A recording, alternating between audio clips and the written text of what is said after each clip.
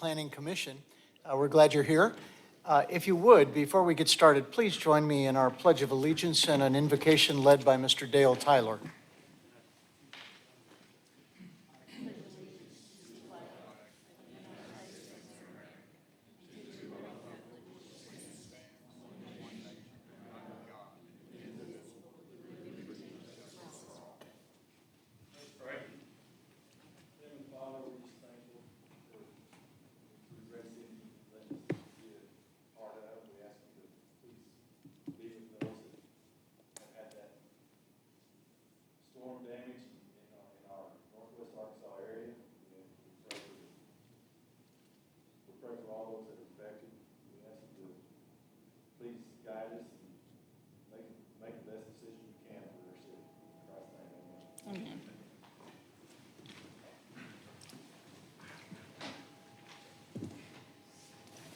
We call this meeting to order, and let's do the roll call. I don't know which one to use. Yeah. Not that I need it, but anyway.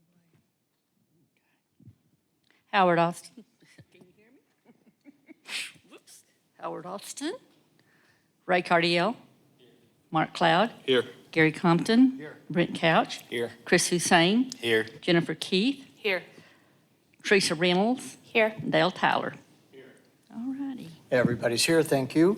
I would entertain a motion, if we would, in a second to approve the minutes. Wonderfully done, as always, by Debbie. Thank you, Debbie, for doing that. Entertain a motion for the minutes of May 7th. So motion. Thank you, Mark. Second for that. Second. Thank you, Chris. All those in favor, please say aye. Aye.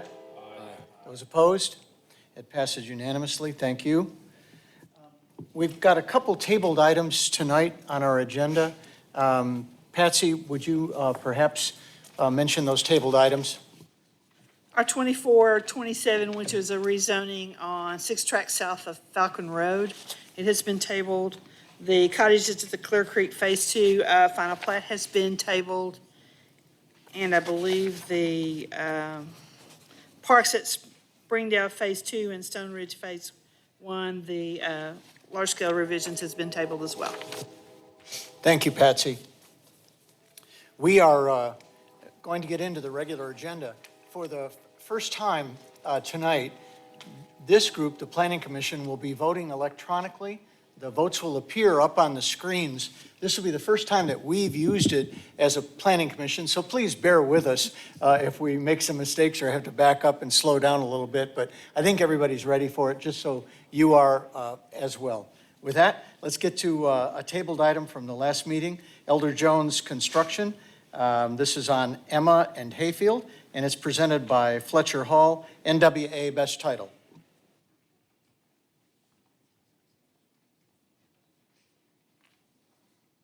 Hello.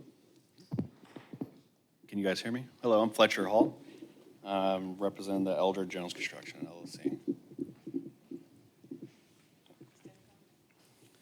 The land use plan indicates commercial use for the property. The rezoning request is in keeping with the following goals and policies of the comprehensive land use plan is recommended for approval. Encourage the development of a variety of housing types appropriate to the size and income of all households living and working in Springdale, and allow an increase to medium and high density use when land values prevents economical development for low density residential. Thanks, Patsy. Are there any comments from members of the audience about this project? Hearing none, that would come to the commission. Any questions or comments from the commission? If not, this would be a call for the vote. Call for the vote. Thank you, Chris Hussein, for the call for the vote. It's that time. You'll see on your instrument in front that it's flashing. It's time to vote, and let's vote right now.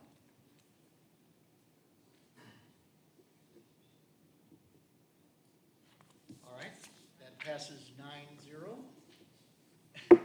Any questions at all about any of that from anybody? Okay. All right, we're good. Going to the end of the vote too quick? Because we can give it just a little bit more before you do that, just in case somebody wants to think about it. Okay, let's give it just a little bit more time. Okay. All right. You're controlling that, right, Jackie? Okay. All right, thanks. In case somebody needs to. Passes 9-0. Thank you. Staff will prepare the ordinance comments, it goes to council on the 25th. The next section on the agenda, these are rezoning requests.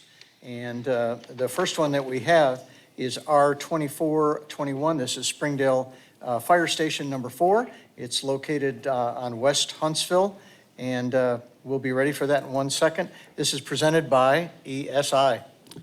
Thank you, Brandon Rush with ESI.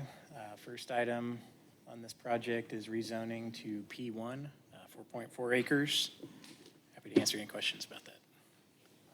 This is for our newest fire station. Any questions or any comments from the staff? Patsy? The land use plan indicates commercial use. The rezoning request is in keeping with the following goals and policies.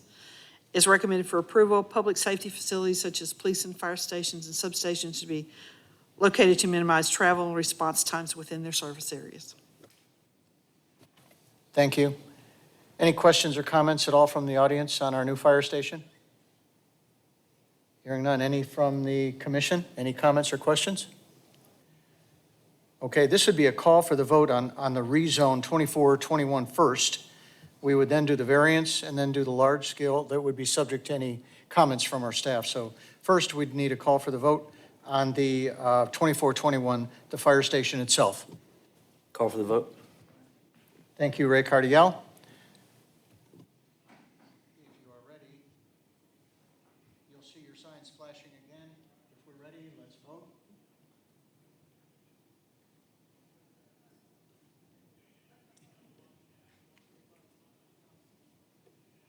Looks like that passes 9-0. Thank you. All right, the second part of this is there are a couple variances there, driveway distances and driveway width and so on. Any comments at all from staff at all, Patsy, on that at all? Brandon, you want to start with what the variances are first? Sure, I can do that. So there's 2 driveway-related variances on this, and basically they both pertain to that large middle drive where the apparatuses will come out to go to the calls. It's wider than the maximum 40 feet. It's 58 feet wide, which is what they have at the other newer stations in town. And then the distance, the separation is basically from that apparatus drive to the west. There's a access easement that there's nothing built yet, but someday there may be another drive built to the west within the 150 feet. Do we have any staff comments? Any staff comments at all about the variances that are requested? No? Any questions at all from the commissioners on the variance request? If not, we could do them both together if you want to do that. I think we generally do. You've got 2 variances. This would be a call for the vote for those 2 variances. Call for the vote for both. Mark Cloud, call for the vote. Again, they're flashing in front of you. If you're ready, let's vote.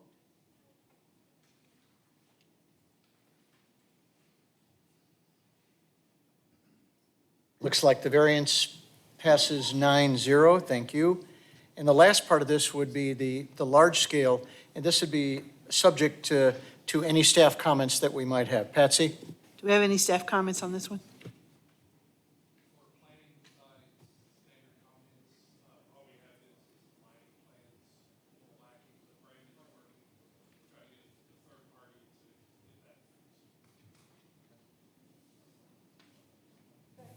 Can you hear me now? Okay. It wasn't the wrong button. Okay, besides standard comments, with the variance and the rezone passing, it's just the lighting plan is a little lacking, but Brandon's working with the third company, getting that taken care of, so that'll be done before long. Engineering comments, submit a PDF of the signed and sealed drainage report. Please submit temporary construction easements prior to construction for the work on the adjacent property. And it looked like the driveway and a good amount of the parking lot drained to Huntsville. If we could look at that again, make sure that's not going to cause a problem. Yep, we can. Brandon, you okay with those comments? Yes, sir. Okay, good. Any questions or comments from members of the audience on the fire station, the variances, and so on? To the commission, any questions or comments? Hearing none, this would be a motion that's been subject to the staff comments that you've heard. So motion. Thanks, Mark. That's a motion. Is there a second? Howard Austin. Thank you, Howard.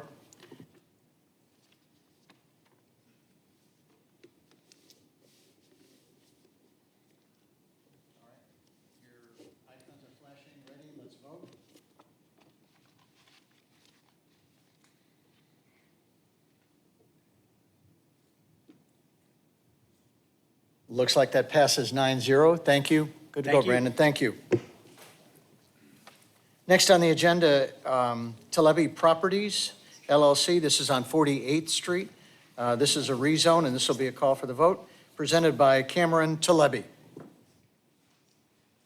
Good evening. I'm Cameron Tolebi representing myself.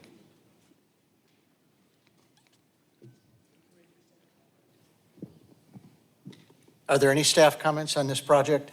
The comprehensive land use plan indicates low-density residential for this area. The rezoning request is in keeping with the following goals and policies. It is recommended for approval: protect the positive aspects of neighborhood character, assure adequate land allocation for residential purposes for providing lots of adequate size. Any questions or comments at all from members of the audience on this project? Hear none. Any to the commission? Any comments or questions from commissioners? My only comment, and I have one, I shared it with Patsy, so she's well aware of this. I view this as very, very similar to a project that we've been dealing with for the last 2 or 3 months that occurred off 40th Street. So it's very difficult for me to support that with 16 units, approximately 40 people, 30 cars, right on the back doorstep of residents that have been there since the 1980s. So for me personally, this is one that's difficult for my support. This would be a call for the vote if there are no other questions or comments. Call for the vote. Mark Cloud, call for the vote. And if you're ready, vote.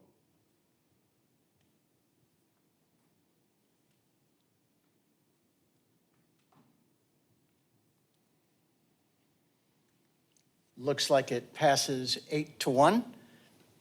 All good. All right.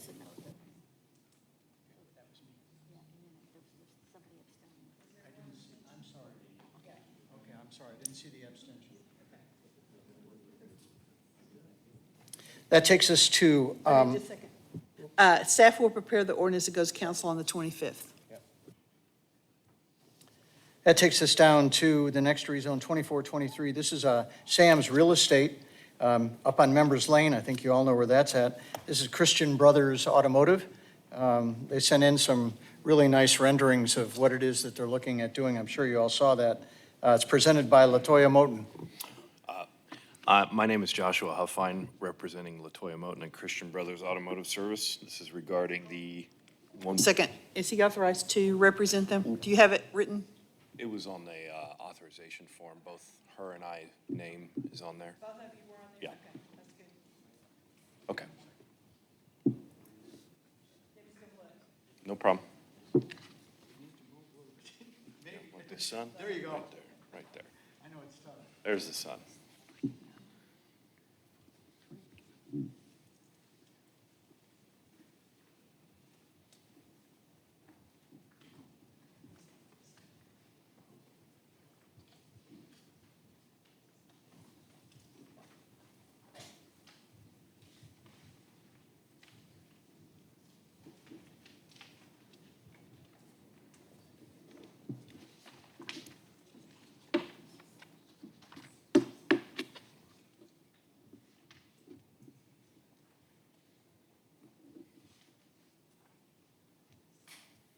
It should have both of our names on the representation authorization form.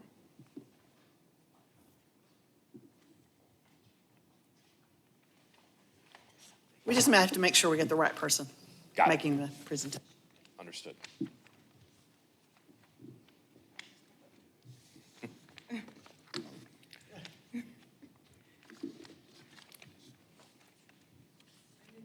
Yes, LaToya Moten.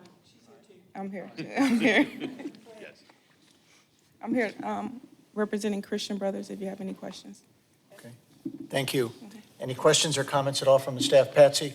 The land use plan indicates regional commercial for this area. The rezoning request is in keeping with the following goals and policies. It's recommended for approval, improve the city's economic base and tax structure, and ensure adequate land allocation for commercial areas of sufficient size and in proper locations. And the reason you're downzoning this is because the C5 is doesn't allow for automotive services, and you're going to a C2 so that you can have automotive services, correct? That is correct. Okay. Any other questions or from the staff or comments? Any questions from the audience on this project up at Sam's Club? To the commission, any questions or comments? Call for the vote. We would do a call for the vote first on the rezone. Thanks, Mark. Your icons are flashing. Ready? Let's vote.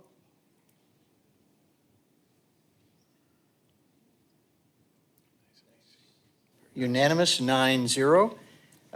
You can also see they've got a couple variances that are there, one on the facades and the exterior walls, another one on the roofs and roof lines. Any questions or comments at all there, Patsy, that you might have? Can you explain to us why you need the variances on the breaking the wall and the roof lines? Ideally, on the rear of the building, they want to keep it flat, and there's going to be no visibility there. There's going to be an existing detention pond between that and the next development, so visually, it will not be noticeable. Yeah, and it'll reduce the labor. And it'll reduce the labor that's needed and the cost of the overall project. Okay, you keep in mind, cost is not a hardship when it comes to a variance, okay? What kind of landscaping are you putting on that side that would help break that up? There's going to be perimeter planting, species that'll be submitted and approved by the city during the non-LSD.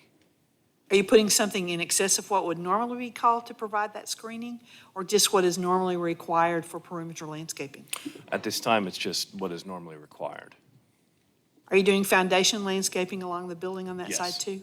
Yes. So we'd really have foundation landscaping up next to the building, and then we would have perimeter landscaping next to the detention pond. Anybody have any questions? Because I think, Brent, I know you got a question. Brent? I was curious, any of your other like prototypes or facilities that you currently have or manage or own, do they have any breaks in roof line? No. Are there any questions or comments from the members of the audience on this project? Any other questions or comments from the commission? I guess the question I would have is the location out there part of the reason we're asking for those type of things in projects we're doing out there based on that area of development? No, that the screening is required by the commercial design standards. It's not necessarily that something required because of the overlay district. The overlay district requires the stone element that's in there, which they've put in there, and it provides the screening next to the parking lot. And because this is part of their subdivision, it's a non-large scale, so you don't see the whole plan. So the break in the roof isn't specific to the? No. Okay. No. This would come to the commission then as a call for the vote on the variances, and if we want to do them both together, we sure can. That'd be I had a a call for the question. vote. So I understood the roof. What's the variance for the facade? Or am I not That understanding? is the variance for the facade to keep it one plane instead of varied. The commercial design standards require that there be an offset in the wall as well as in the roof line. And so they're asking for both, What's the standard length? This is what, 154? What's our standard length before a break? every 100 feet. So we're 54 foot over that Right. standard. Right. You want to go back and look at the rendering real quick?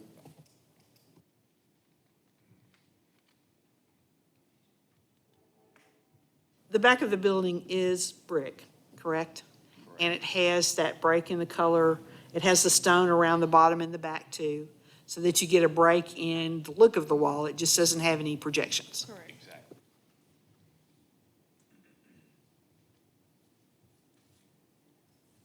What is the space on this picture on the bottom to the right? Is that just an employee break area? That's the dumpster enclosure. There you go. It screens it.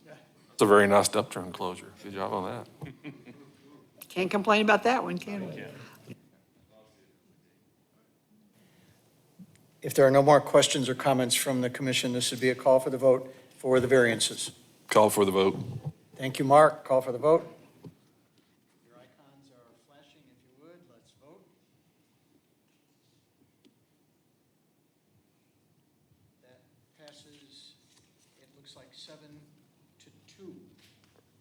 Thank you.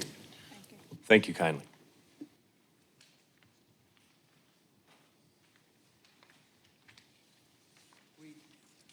Continue with the rezonings. This is R 2424 up on 1205 Crutcher Street. Valentin Del Pilar, presented by Kelly Hamblin. Hi, Kelly. Hi. I'll be glad to answer any questions that you have regarding this rezoning. Staff comments? The land use plan indicates light industrial or warehouse use for this area. The rezoning request is in keeping with the following goals and policies and is recommended for approval. Assure adequate land allocation for industrial growth protected from encroachment by non-industrial uses.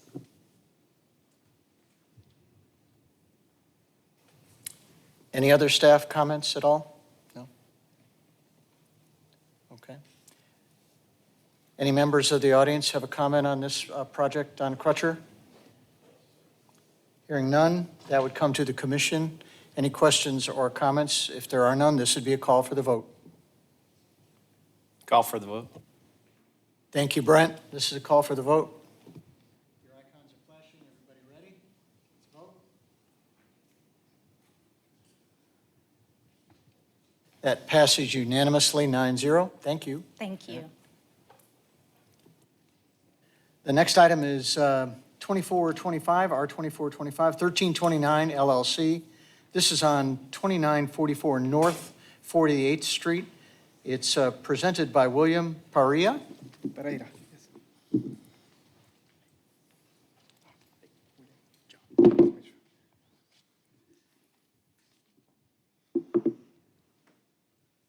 Okay. Any staff comments here, Patsy?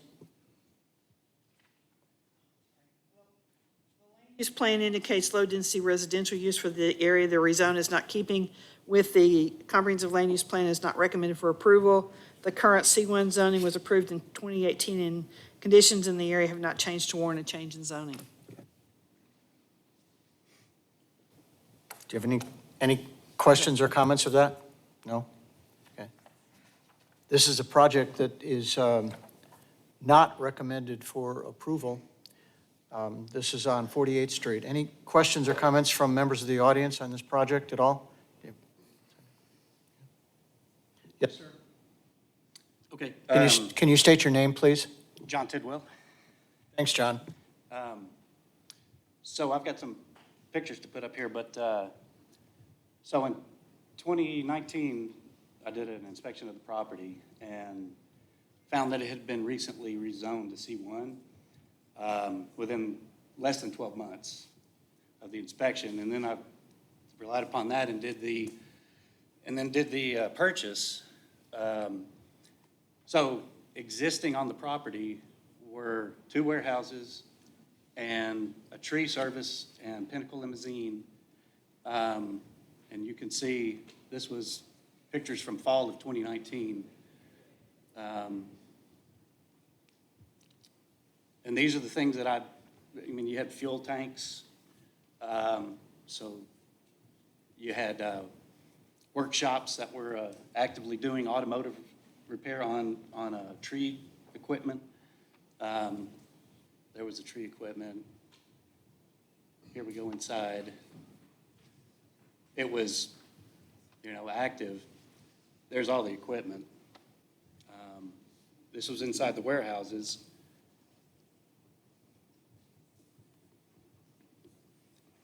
It was told to me by the meeting I had with planning that only offices, not warehouses, that this property is only warehouses, no office. And the only thing that could be even considered an office is coming up here in a second.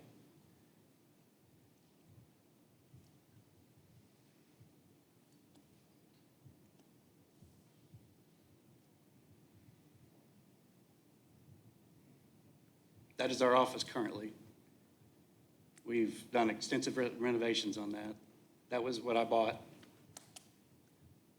So Pat's explained to me that C1 is office only and no warehouses. This is obviously warehouses only, no office. So when I made the purchase, my realtor and I just had the assumption, well, we are no different than a tree company. we're a roofing company. We go out. We do no business on the site. You know, the warehouses just store our stuff. So, you know, we made, I think, a reasonable assumption that C1 would satisfy our situation, especially by doing the office. So then we go through renovation of the office, and that's with the city of Springdale. That's with inspectors and all that. We go through the full process. We go through fire. Fire checked our warehouses. They checked everything.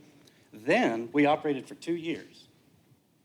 Then we've been in this situation for 2 years.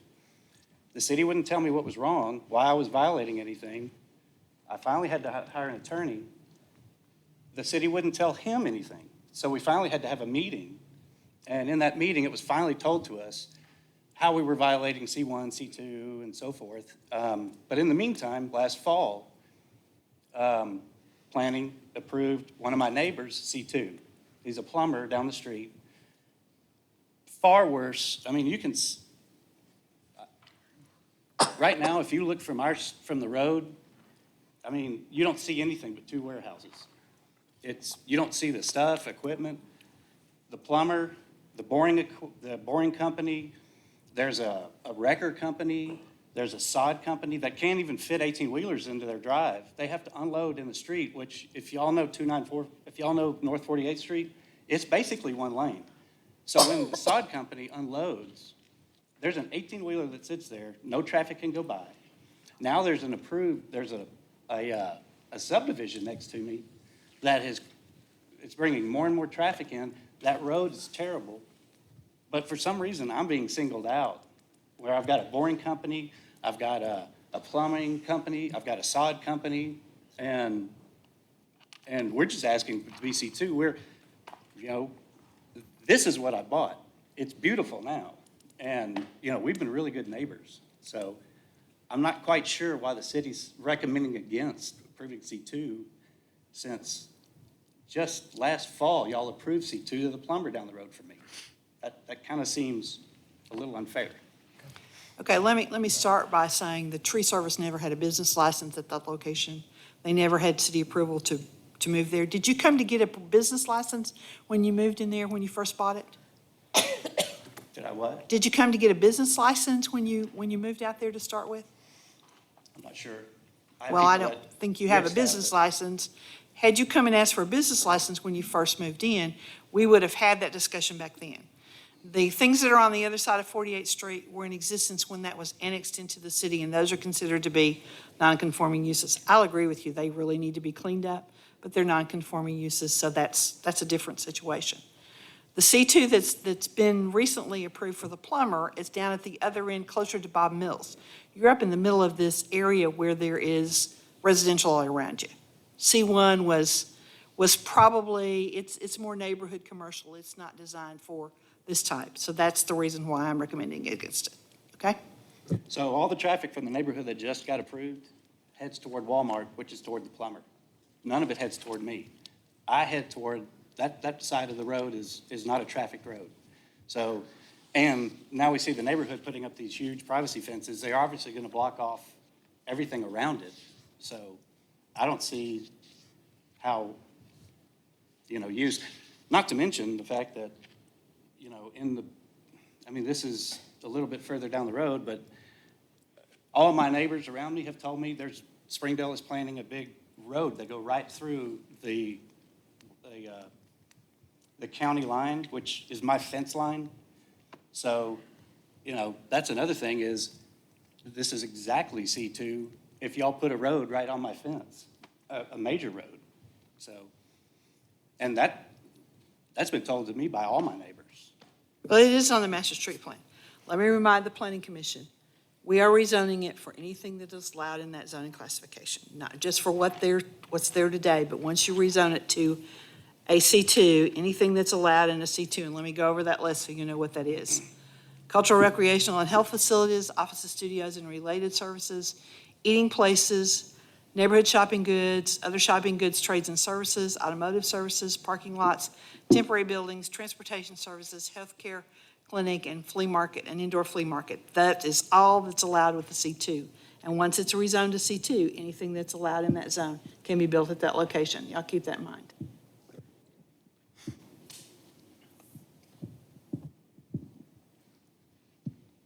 Are there any questions or comments at all from the audience? Any questions or comments from the commissioners? I got a couple. Is it currently non-conforming C1? Is that what we're talking about today? It would be, because we don't have a business license at that location that we use in the warehouse. So it is non-conforming as it is today. But it was non-conforming when it was zoned to C1. Yeah. Is there a method in which this person, this gentleman, could continue his operation as a non-conformer or use? You know what I'm trying to say? Well, that becomes a legal question of whether or not, because it's a change in use from what it was when it was rezoned to C1, whether that can considered to be a new non-conforming use because it's a different kind of business. And we never had that business established as a tree service. As a matter of fact, it's the same tree service that we were talking about over on Graham Road. They had this listed as their address and they didn't have a business license for either one. I would feel more comfortable pursuing something like that. I mean, switching this to C2 in this area where it's all A1 and single family 2 with those uses seems like it would be out of character. David, I have a question for you. Can we consider this to be a non-conforming use which would allow him to get a business license at the location, but he can't make any changes to it? Okay, I think I missed some of the discussion, but he owned this before the current scheme went into place, is that correct? No, he bought it. When did you buy it? 2019. It was rezoned in 2018. I mean, he could resubmit his petition under that guise, and it would be, up to whether or not you wanted to put this in front of the commission or not. But as it stands right now, it would not be a non-conforming use because, he's a new owner to the property since the current scheme went into effect. But certainly, if he wanted to resubmit that differently, then that would be up to your department as to whether or not that was an appropriate use group for that. Okay, so you're saying he would need to submit a request for it to be recognized as a non-conforming use? Well, he'd at least have to go through that process before you could consider it. As the gatekeepers, it would be kind of up to you. I understand that. And only the items that are allowed in a C1 zone, as we zoned it for previously, would be allowed to stay there, which includes cultural, recreational, health facilities, office studios, eating places, neighborhood shopping goods, and a parking lot and a healthcare clinic. The difference between the two is we add in trades and services, which is what he has, shopping goods, automotive services, more activities in a C2 zone than from a C1. Would this be non-conforming in A1 as it currently is? Well, that, you'd have to go back to rezone it to A1, and we don't go back to A1. Sure. So he has to be considered a non-conforming in the C1. I guess my point is I'm trying to figure out a way he can continue doing his business, assuming he gets a business license, which is important, as is without causing him any due harm. But I'm not in favor of rezoning this to C2 for sure. So he would have to apply for a recognition of a non-conforming use, and you all would have to determine whether you want to give him that recognition. Is that acceptable to you, or do you want him to vote on the C2? I don't have a lot of background on this property here, but basically our request was because the city wants this C2. That's why our office put this package together. If he operates this business at this location, it takes the C2 zone to operate there. The question is whether or not the planning commission is willing to rezone the property to C2. If you want them to vote on the C2 request, we can do that. Okay? My only question before the vote is, somebody that's 200 yards from me just got C2. So how is that fair? Okay, I explained to you the location is different. It's not Down the really that- street. 200 yards, where all the traffic from the new neighborhood that this Okay, that City decision's approved. already been made. We're not gonna go back and justify that decision. And I can tell you the reason is because it's located at that intersection. If you want them to vote on this, we'll vote on it, and then we'll go from there. Yes, Is that I'd what like you to want? vote on this. Okay. Any more questions from the commission? If not, this would be a call for the vote. Call for the vote. Call for the vote from Chris Hussein. Icons are flashing if you're ready. Vote.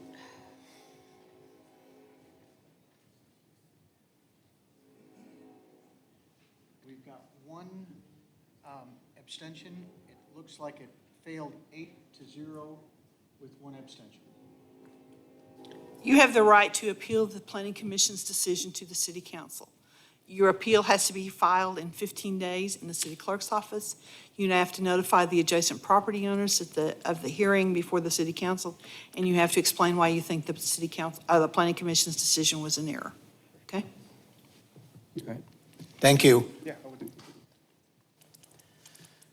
The next item on the agenda is the Glura Revocable Trust and Weiss Trust. This is out on Bob Mills Road from A1 to SF1. There is a variance that's requested as well. It's presented by Alan Reed and Associates.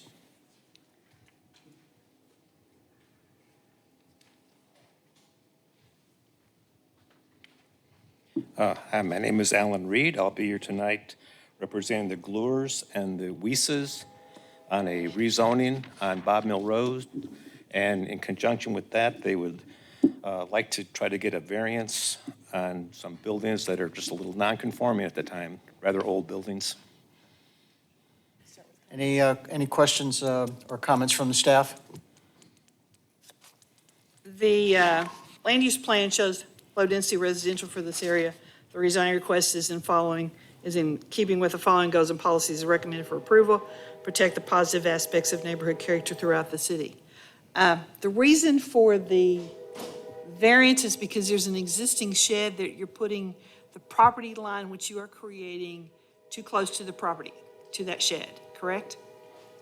Yeah, I could barely hear you with the train, but Okay. the shed goes with the house on the Okay, north but you track. set the location of the property line. Could the property line not be adjusted to be at least 5 feet instead of 3 point, whatever it is?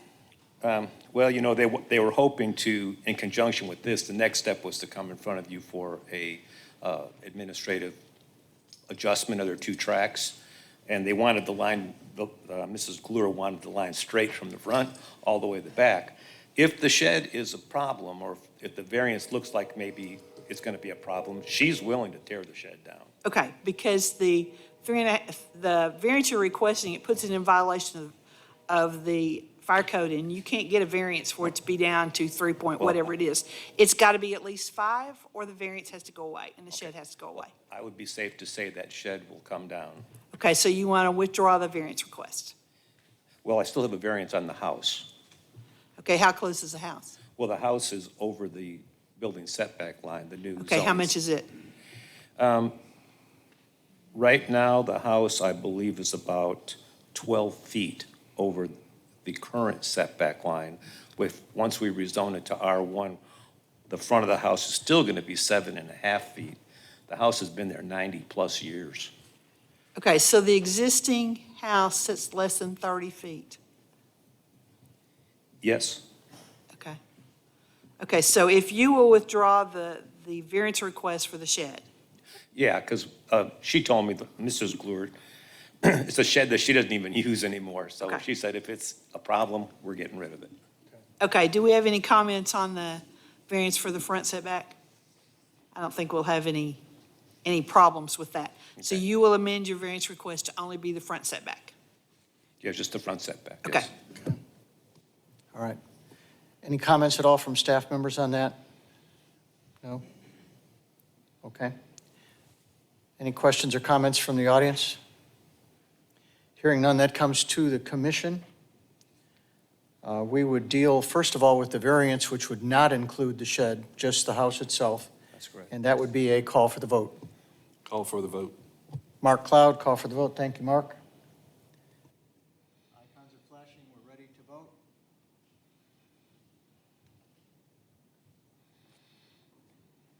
That passes unanimously. Thank you. We also need a call for the vote if we went up to the rezone itself. Again, this would be at Bob Mills Road. This would be a call for the vote for the rezone. Call for the vote. Thank you, Brent. Call for the vote by Brent Couch.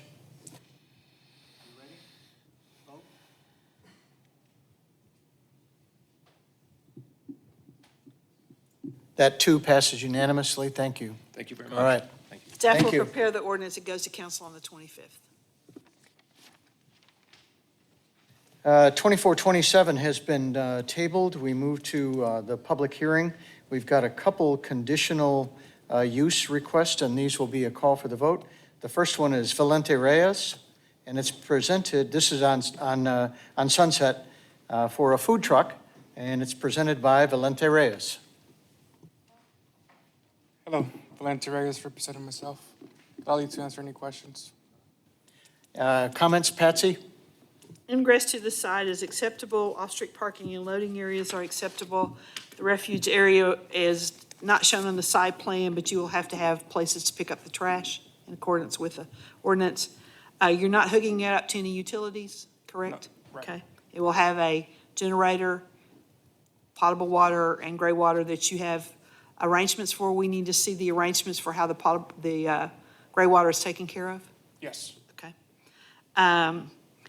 The signage you can have is only on the vehicle itself, Yes, it does have Okay. a logo and a sign on it. but you're not putting any other signs up. The size and shape is acceptable. There's, landscaping is not required.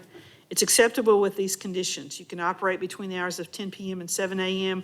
No obstruction of parking spaces required for the operation of any use on the site. Maintain on the site a minimum of 3 parking spaces designated for their use. If a health certificate is required, place the health certificate in a manner visible to customers.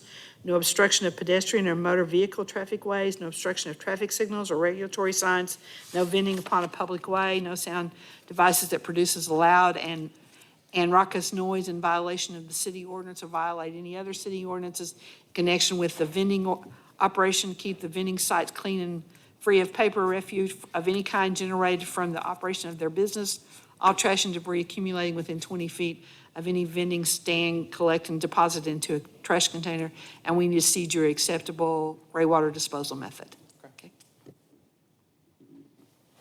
Any additional comments at all from staff? Members of the audience, any comments?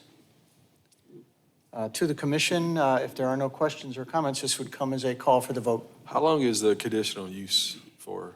Does it have a timeline or? No, unless there is someone who submits an appeal to it or the city brings an appeal for it. But it's to him at this location only. He can't take it anyplace else, nor could a different truck come there. Yeah. Thanks, Mark. Any other questions or comments? If And this not, would be a call for the vote with the Call for the vote. conditions that we just read. call for the vote with the comments from Patsy. Call for the vote with the stated conditions. All right, thank you, Mark.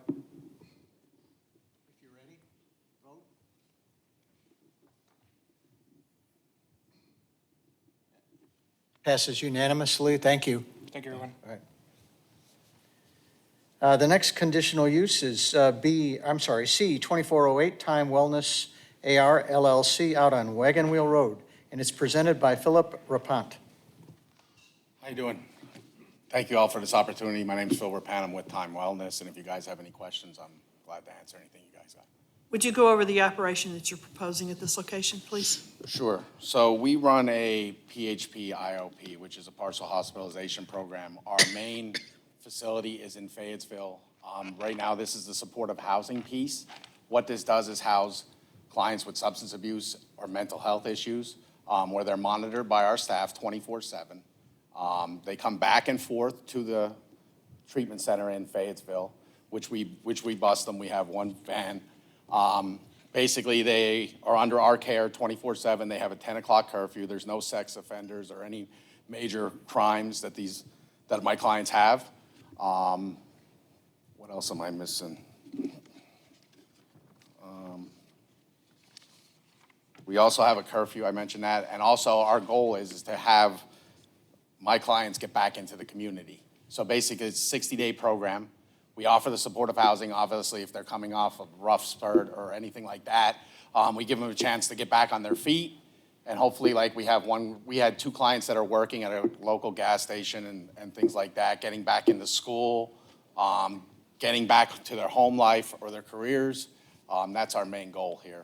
I think that's everything. How many clients do you have? What's the maximum number you have at that location? 8. 8, and then you have a staff person who's there 24/7? That's correct. And they live there or they shift out? No, we have 3 shifts, so we have a first, second, and third shift. Does that staff person prepare meals for them there? No, they cook themselves, they supply all their, they have all their own food, it's self-sustaining, I guess. We just monitor them, just to see how they're doing, progressing, regressing. Obviously, all those things can be directed then back at our clinical building. We have a full-time nurse practitioner that evaluates them. We have a licensed clinician that oversees all their therapy and things like that. So if they're having problems in everyday life, we can address that when they get back to the clinical building. Are they allowed to live on their own, or are they required to be there? Can they leave on their own? Yes, they can leave. We don't have them court ordered. They are all voluntary coming into our facility. Will that number grow? You mentioned you have 8 Yes. clients. Will that number grow?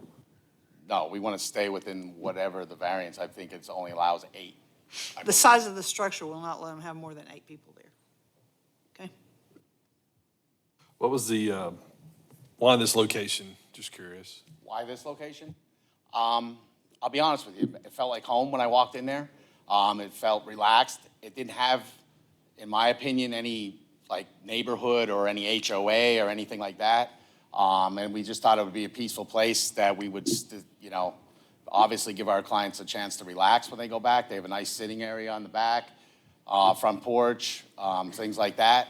A big yard, things to keep them occupied a little bit. And we figured that we were away from, I wouldn't want to go into right into an apartment complex or something of that nature. I'd rather have it away. And it was, I think the only closest neighbor that I can see was the business next door. I think they're the only people that I've actually spoken to. What kind of fencing is there around the facility? Excuse me? What kind of fencing? There's a wooden fence, as in the picture. It's about. How tall is it? I'm 6 foot, so I would say maybe here. So maybe 4 foot? It's 4 feet. Yeah, I would say about 4 foot. Okay. I'm not the current owner of the building, so we rent. We rent from the current owner, so I'm sorry, I would have had those exact figures. Based on the specifications you said when you started that, there wouldn't be anybody in this facility that did certain things, or who monitors that, or who? So they have an admissions process of which comes through. So when they come through, we ask all these vital questions, obviously, and if they're any on any like probation or anything like that, that would have to be reported to us.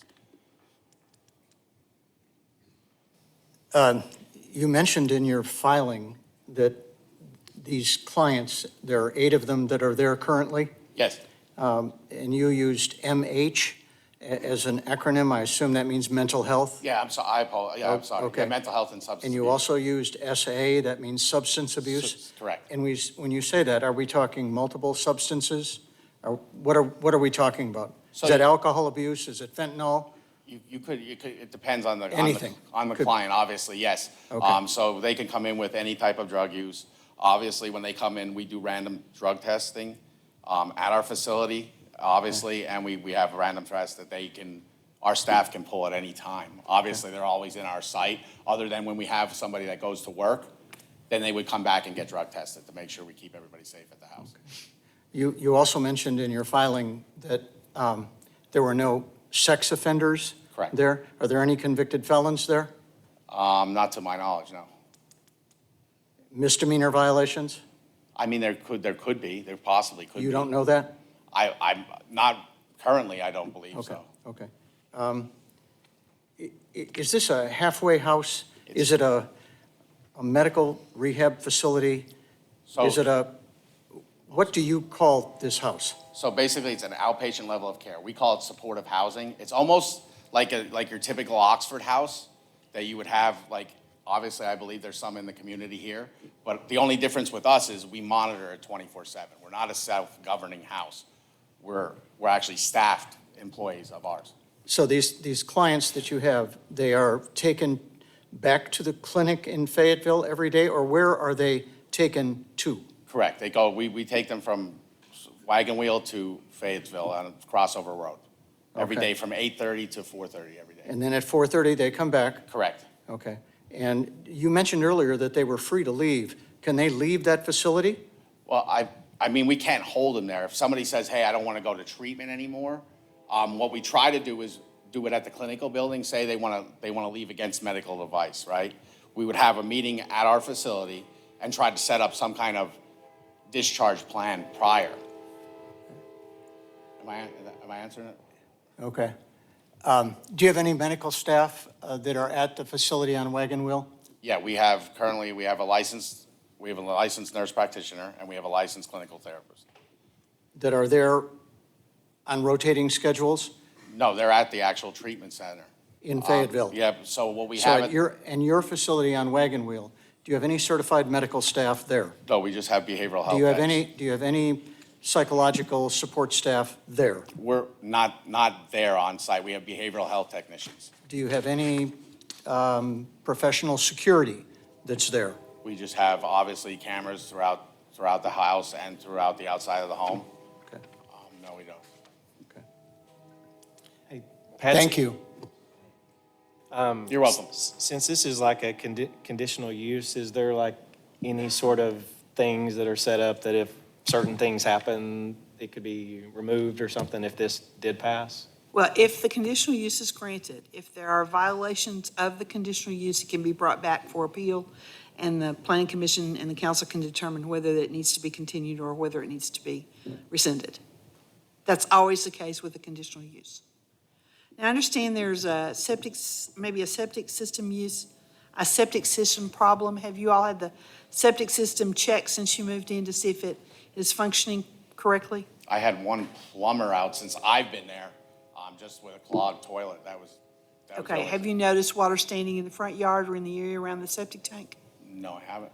Okay, the adjacent property owner has indicated there is some septic system problem, so we may need to have that checked. Okay. Okay, you want me to go through the rest of the comments? Okay. Sure, go ahead. I've got another comment or two, but. Okay, the ingress and egress is acceptable, the off-street parking is acceptable, refuge and service areas are acceptable. You will use standard residential pickup for trash services, correct? We currently do, yes. Okay, utilities, you have public water and a septic system, which needs to be checked to see if it functions correctly. Okay.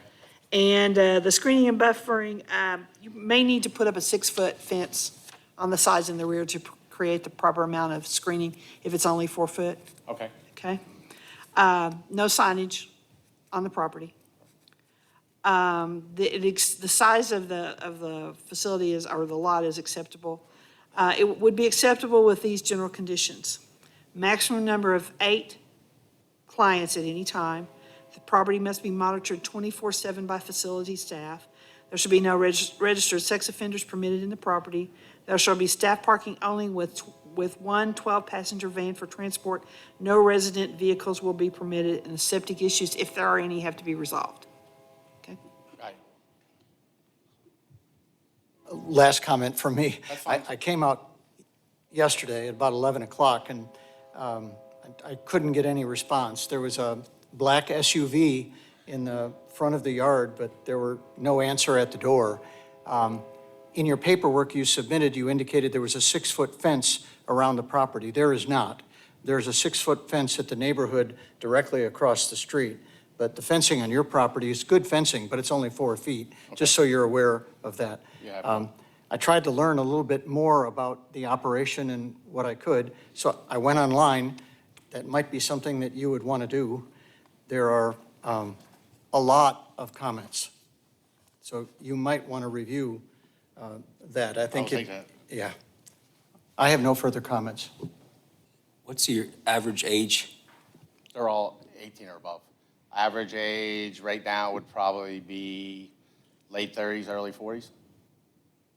Men and women? Yes. We split the house. Was there any comments from the audience? Did we open it up for that? How long have you been there operating? We opened April 8th. Yes, sir. You currently don't have a business license to operate there.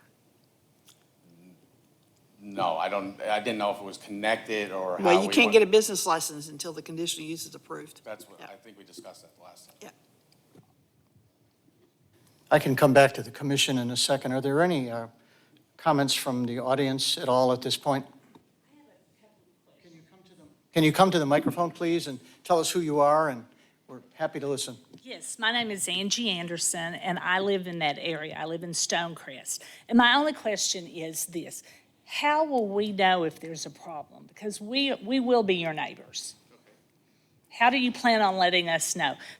If that, I mean, I didn't know, like, I know if you've got fences and stuff, but if there's a problem, we need to know what's going Okay, on. you're really addressing your questions to the commission. Okay. And we'll get answers that way, because we don't have conversations back and forth Okay, back there. I'm sorry. Because everybody needs to hear that, so. Okay. What do you mean by notification Well, of like, a problem? if there is an issue at that home, and we have children out and stuff, maybe we need to be aware. I mean, I'm just saying, so we can, just for the protection, if there is a problem, because there's neighborhoods with lots of children. Oh, I understand. But, they may have someone leave. Do you consider that to be an incident? I mean, Well, I'm not sure. I would if that person left and they felt like they were a danger to themselves or others. Okay, are you required to make any notifications to any governing body when something happens at that location? Besides the police department, I'm sure that the police department would know if there's a, yeah, can you answer that question? To us? You need to come to the, yeah. So we have on-call nurse practitioner and licensed clinical therapist. So that, say if there was an issue like that, where they were a danger to themselves or others, they would be evaluated, and then obviously they would be committed if our medical staff felt like they were to hurt themselves or somebody else. We couldn't let them go, Okay, is there any reporting mechanism for that incident? I mean, we do internally, just a incident report, obviously, and then then it would go to the psychiatric unit or holding facility. If I have to report it, I will. Anything I need to do to make anybody feel comfortable. Okay, I don't know that to answer your question, I don't know that we have a mechanism for them to report to the city if something like that happens, if that's what you're asking. Okay. David, am I missing something? David, am I missing anything that we could set up? Only if I'm talking. I was reflecting on that. No, ma'am, I don't think so. And in the rubric of reporting, if somebody were about to have to go into the fourth floor at the behavioral health unit, I think the police would be involved in that. So I think there'd be some spillover notification, but something reliable. And in terms of some type of notification scheme you'd like to set up, I'm not aware of something that can easily be put in place under the existing scheme that would fit to satisfy your concern, at least nothing obvious. I think something could be crafted, though, if you so desire. And then my other question is, as to y'all, how does this organization improve our neighborhoods and our city? And that's my only question. Thank you.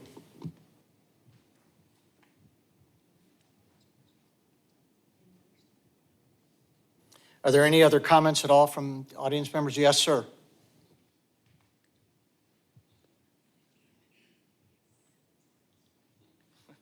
I think some of you guys know me on that. I'm Kevin Parsley, 4774 Stonecrest.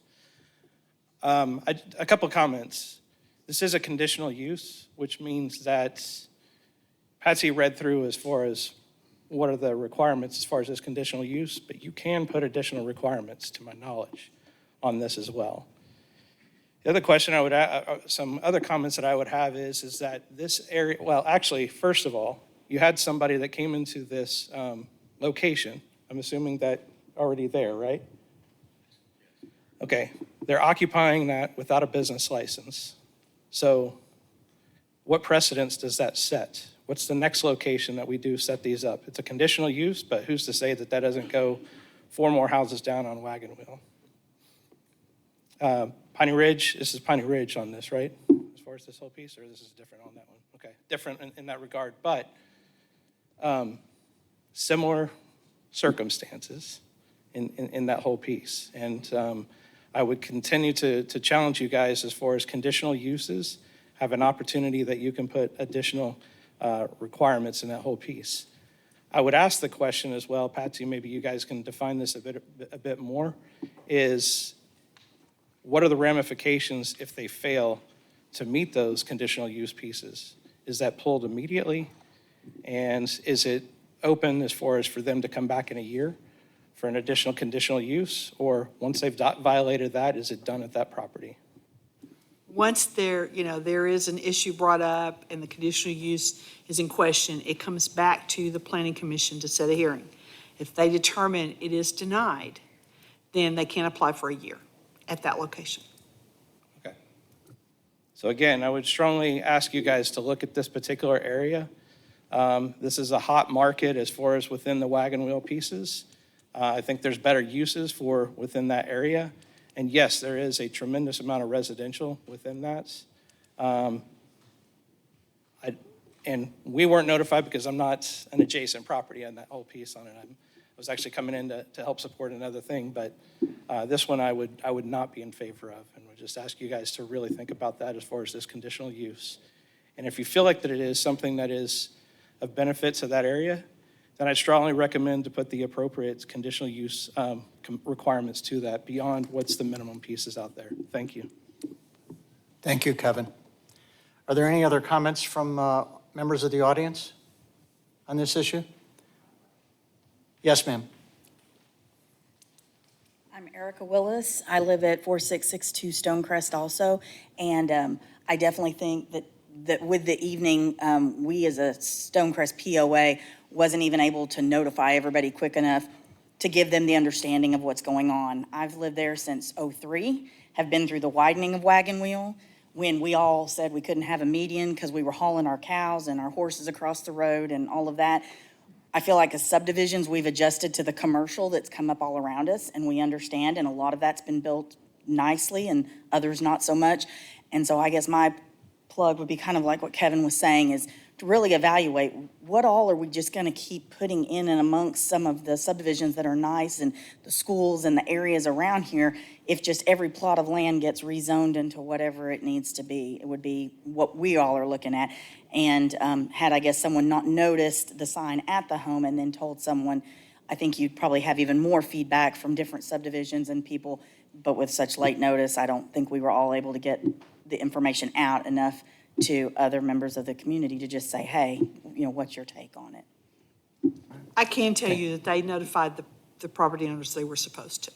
Oh, I don't doubt, but I'm saying, I don't look at my area as isolated as Stonecrest. I look at it down to JB I understand. Hunt. I look at it all over. And so as a community, we can't just protect the ballpark area, or we can't just protect one area or another. And so I just, as we're developing all of it and we've adjusted and said, well, this is going to stay agricultural and then it's not, and then commercial. I mean, we just keep adjusting. And I understand that is growth with the city, but I don't know if this entity is any different than when we had the Behind Wagon Wheel Cafe and it was going to be a halfway house at one point, and that had to kind of come up. I mean, that's a whole different subject, but it's just, it seems like there's kind of side doors that are opening that seem different than the vision of what I guess I thought we were all kind of adjusting to.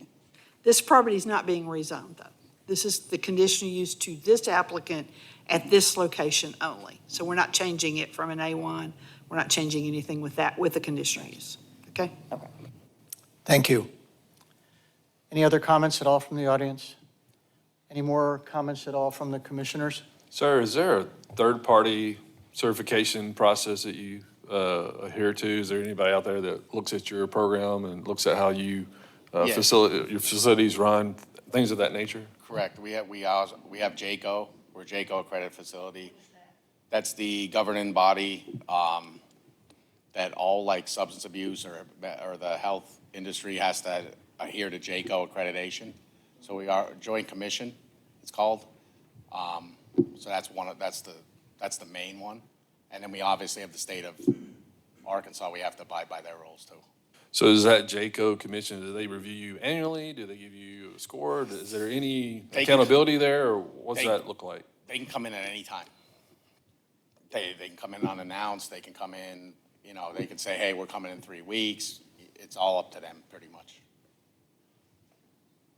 What's the average lifespan they participate in this program? Like months? So we try to run it like a 60-day program.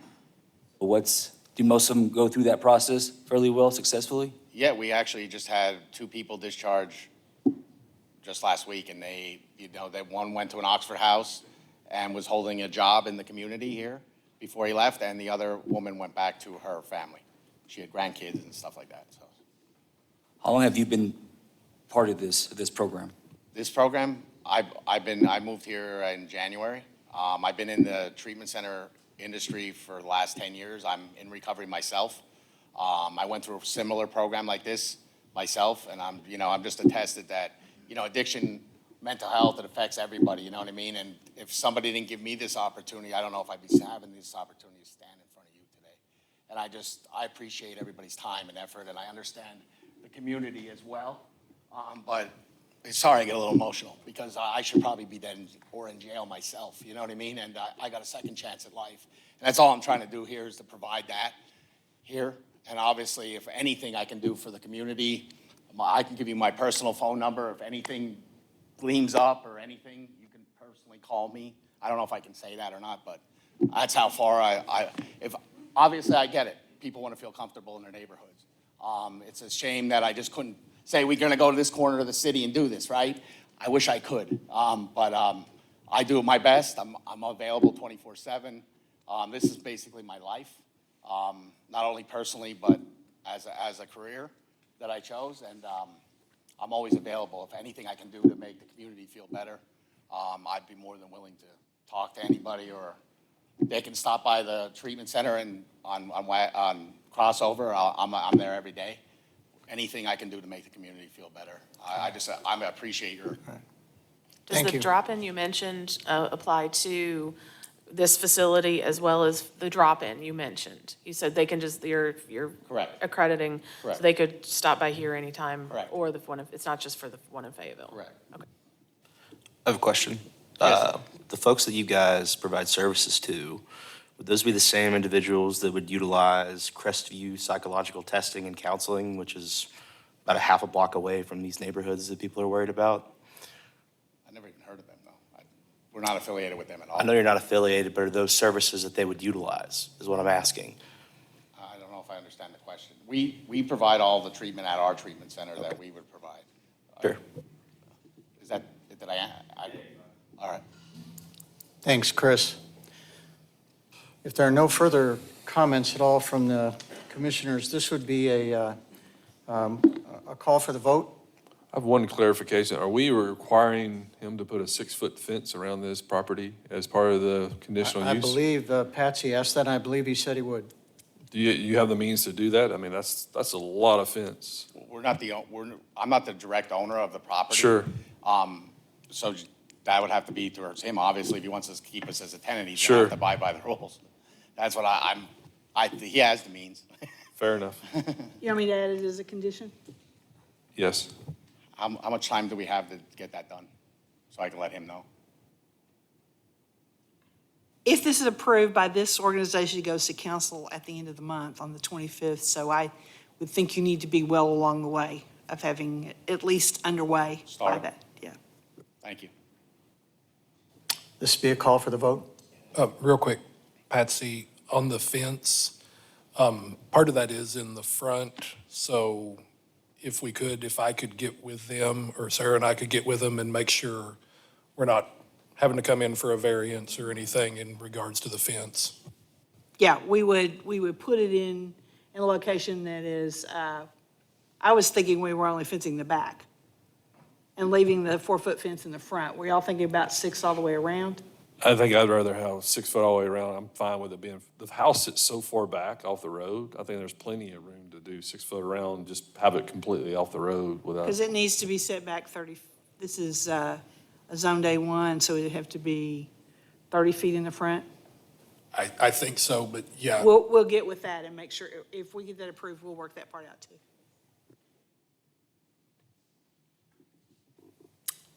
This would be a call for the vote, if we're ready. Call for the vote. Thanks, Brent. Call for the vote.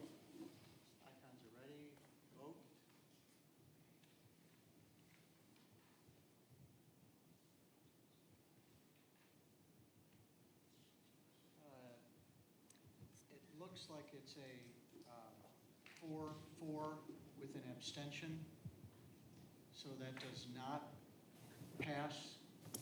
At this time, you have a right to appeal that, I believe, to City Council. You have a right to appeal the planning commission's decision. It has to be filed in 15 days in the city's clerk's office, indicating why you think the planning commission's decision is in error, and you have to notify the adjacent property owners again. It would be heard probably not till the second meeting and after the submission deadline. I will remind you, you are not authorized to operate at that location at this time. Okay. Thank you. All right. Thanks for your cooperation. Okay, off to Section 8, preliminary plats and replats and final plats. This is 2408. This is Carly Hills. They're looking for a preliminary plat on a large development.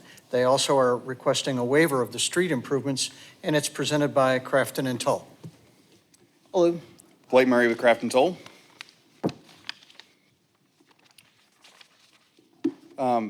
We're proposing a 118 single-family lot subdivision with 2 unbuildable lots, lift station, and a detention pond.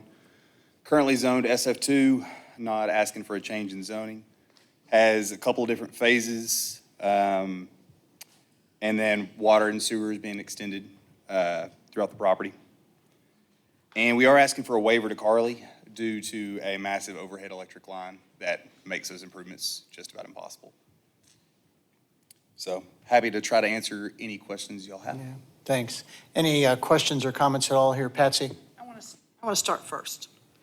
Okay. The subdivisions to the south on Carly Road all did street improvements. What's the difference with this one than the ones that are to the south? I'm sorry, can you repeat that? The subdivisions that were platted south of this all had to deal with the power line. They did street improvements. Why can't you?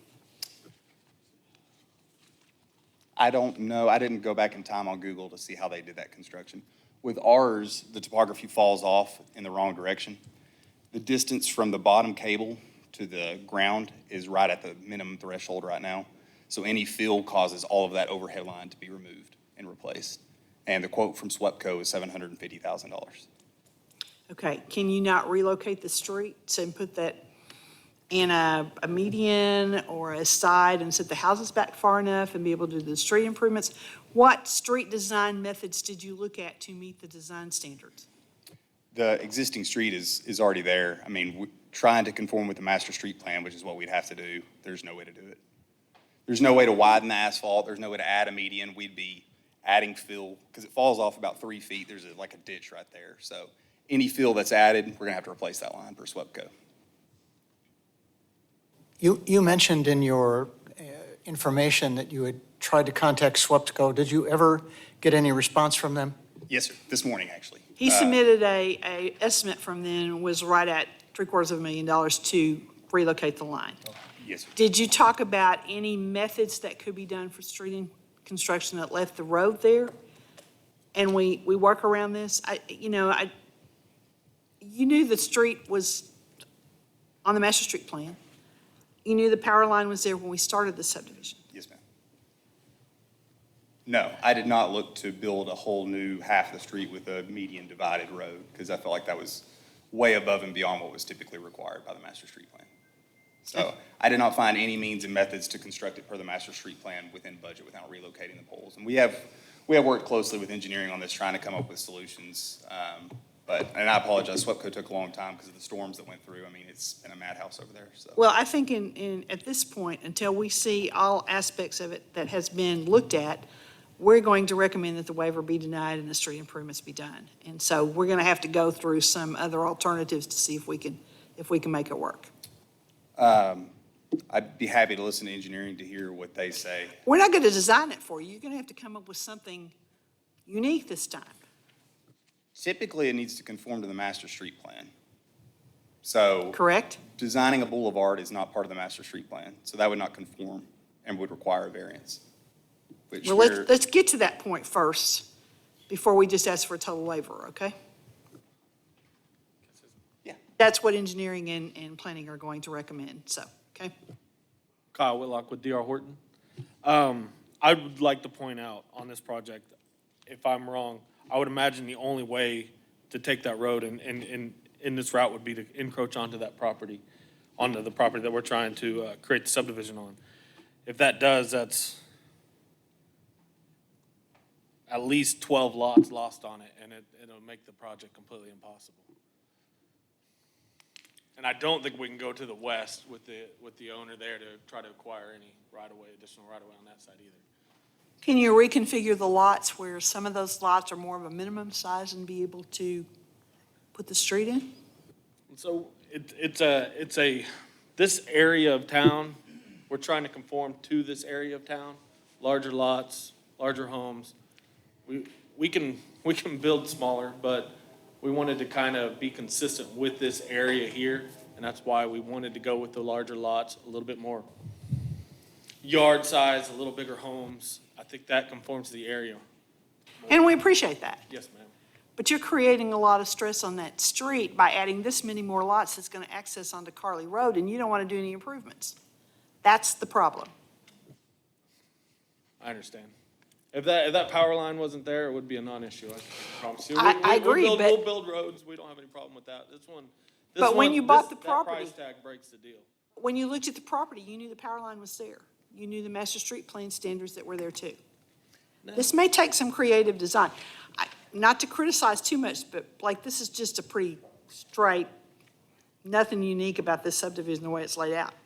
You should see the topography. It's extremely difficult. I understand that. I know what piece of property we're talking about. I've been out there. Yeah, it's an extremely difficult one to work in that essence there on that. I might add one thing. This is the first piece as we go north on Carly Road. Does it make sense to keep the street configuration the way that it is? Because if these power poles are here, I mean, this isn't 56th Street where we have the poles centered in this massive median. I mean, this road has not been master planned for this. Does it make sense to eventually shift Carly over to where, as this develops north, the road is not having to dodge around these lights or overhead electric? So, just food for thought. I know I'm oversimplifying this, but if you go back to those pictures, this layout, go back to the one previous. At the top of the screen there, is that at the back and the bottom is Carly Road? The south is Don Tyson. The west side would be Carly Road, the left-hand side of the page. The far left is Okay. Carly.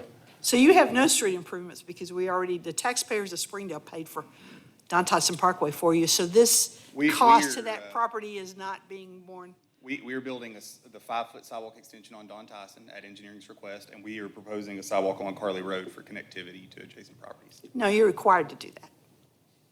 Well, we asked for a waiver. We could have asked for a waiver for the sidewalk as well. But it's we still a are- requirement, right? Yeah, but I mean, we are trying, we've done our best here to try to meet the intent, while we also do have a hardship here with overhead electric.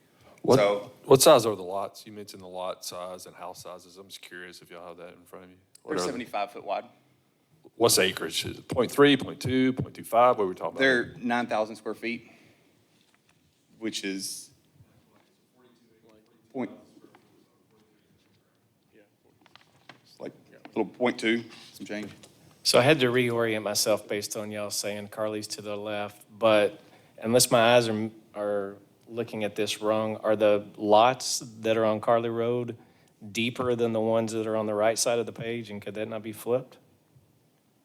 Lots That may be oversimplifying I'm sorry, it. I didn't mean to interrupt you. No, you're good. It just looked like the ones on the left side by Carly Road are deeper than the ones on the right. Yes, sir. There's a massive overhead electric easement that we're having to in order to make the lots buildable, and that's why those are bigger. Those are 140 feet deep, roughly. Yeah, so to keep the building setback outside of the easement for that overhead power, that's why they had to be strung out so we could fit a house on it. Are there any other amenities in this subdivision? You got a detention pond and a lift station, right? No, ma'am, it's designed per code. There's no other amenities. No extra green space, no playground areas, no amenities of any kind? No, ma'am, I'm not aware of any requirements. I'm not asking if there are requirements, I'm just asking you if you included any of that. Not No, on ma'am. this project. You mentioned, was it 750? Was the quote from Swellco to move the power lines? 750,000? Yes, sir, and then there's other franchise utilities all piggybacked right on top of it. I mean, I would truly estimate the true cost is probably $1 to $1.2 million to shift that line. So about 10,000 a lot. Yes, sir. That's to relocate the line. Right. Right. Do you adjoin Heritage Hills, or is there a space in between you? I can't tell how far this goes south. I'm not sure. Yeah, no, we're north of it. I live right in this area, so I've drive by this corner many times. You got a beautiful silo right across the street from you. Yes, sir.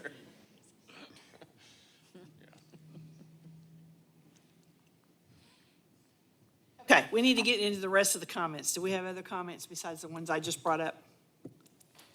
Katie, you got any comments? So in addition to the street improvements that we already discussed, comments on the plat. Okay, and then I have a question because I think when I had originally reviewed the plans, we had talked about putting a sidewalk on Carly, but not doing the street improvements. Is that still the case? Yes, ma'am, that's. So this isn't a full street improvement waiver you're asking for a curb gutter drainage widening? Yes, ma'am. But you're doing the sidewalk, okay. And we did submit a exhibit for the waiver, which shows the sidewalk shifted back. It does not show it it does not show it at 8 feet. Okay. It shows at 5. We're willing to do that. Okay, when it says waiver of street improvements, I thought you were asking for the whole thing, so that makes more sense. So yes, the sidewalk on Carly should be 8 foot and at the back of the right-of-way. And then I have some comments on the construction plans, so we can address those later. Yeah, I really don't think there's anything worth reading here. The plat is fine, I think it's really just the street improvements that we need to figure out. I don't think we've seen any exhibits that show what could be possible, what's not possible. If there was some kind of, show us, this is what it would take, or this is what we propose, give us something to look at, instead of just saying, we don't want to do any of it. Sure. And it's totally not a we don't want to do anything. It's just any grading that we do is going to cause the overhead electric line to be replaced. Even a median that's graded in it's going to be just about impossible to not replace that line because it's already like at the minimum threshold currently. So SWEPCO is pretty adamant. So if you stayed off it completely, what's the width of the easement for that power line? Do you know? Yes, sorry, I don't have that sheet pulled up. Let's see if I have it labeled. I want to say it's 50 feet. I'm not sure. It's not labeled on this drawing. So it's that I have. 25 feet, you think, on each side of the power line? I think so. So if you put a street, 2 lanes of Carly Road outside of that easement on your side and connected it back down to the end, then we would have a short section of a median that puts 2 lanes where they are now and 2 lanes on the other side. Or 1 lane. Is this a 3-lane or a 4-lane? It'd be a 3-lane, it's a collector street. So they could put 1 lane of traffic on the east side of that easement. And really, I think that we would be willing to compromise and look at, keeping because we did the Don Tyson improvements ourselves. We put that curb line there at the beginning of Carly. It seems like that could carry on north instead of doing the full widening like we show on the new master street plan. I think there's some concessions we could make there. So if you left what you're saying is you've left the existing curb line where it is. So there's curb down at Carly, there's not curb on this property. So it would continue the curb that the city built with the Don Tyson improvements in that location. So could you do that? Unfortunately, we can't. It's like another 2 or 3 feet of asphalt plus curb and gutter. And the problem is just north of where the existing infrastructure ends, that's where the property starts falling off in the other direction. So in order to build it, we'd have to add fill to raise that back up, to add the asphalt and the curb and gutter, and then we'd be in violation of the clearance requirements by SWEPCO. Unless we let the road go with the contour of the lane and not raise it. I don't see how that'd be possible. I mean, it's like a 3-foot drop-off currently. Well, the road functions now with it going down through there. We're not driving on it. It would be less of a slope than what the road has now? It would be, right now, the road does this. It's 2%, and then it falls off at 3-1, and your pole is right here. And so to build this up, you're gonna have to fill in, and you're gonna get rid of the clearance that you have between the bottom of the lowest line and the ground. Okay, I just think that's things that we need to look at. I mean, you're saying engineering is willing to let the curb line stay on Carly, the full length of this property where it is today, where you started it out.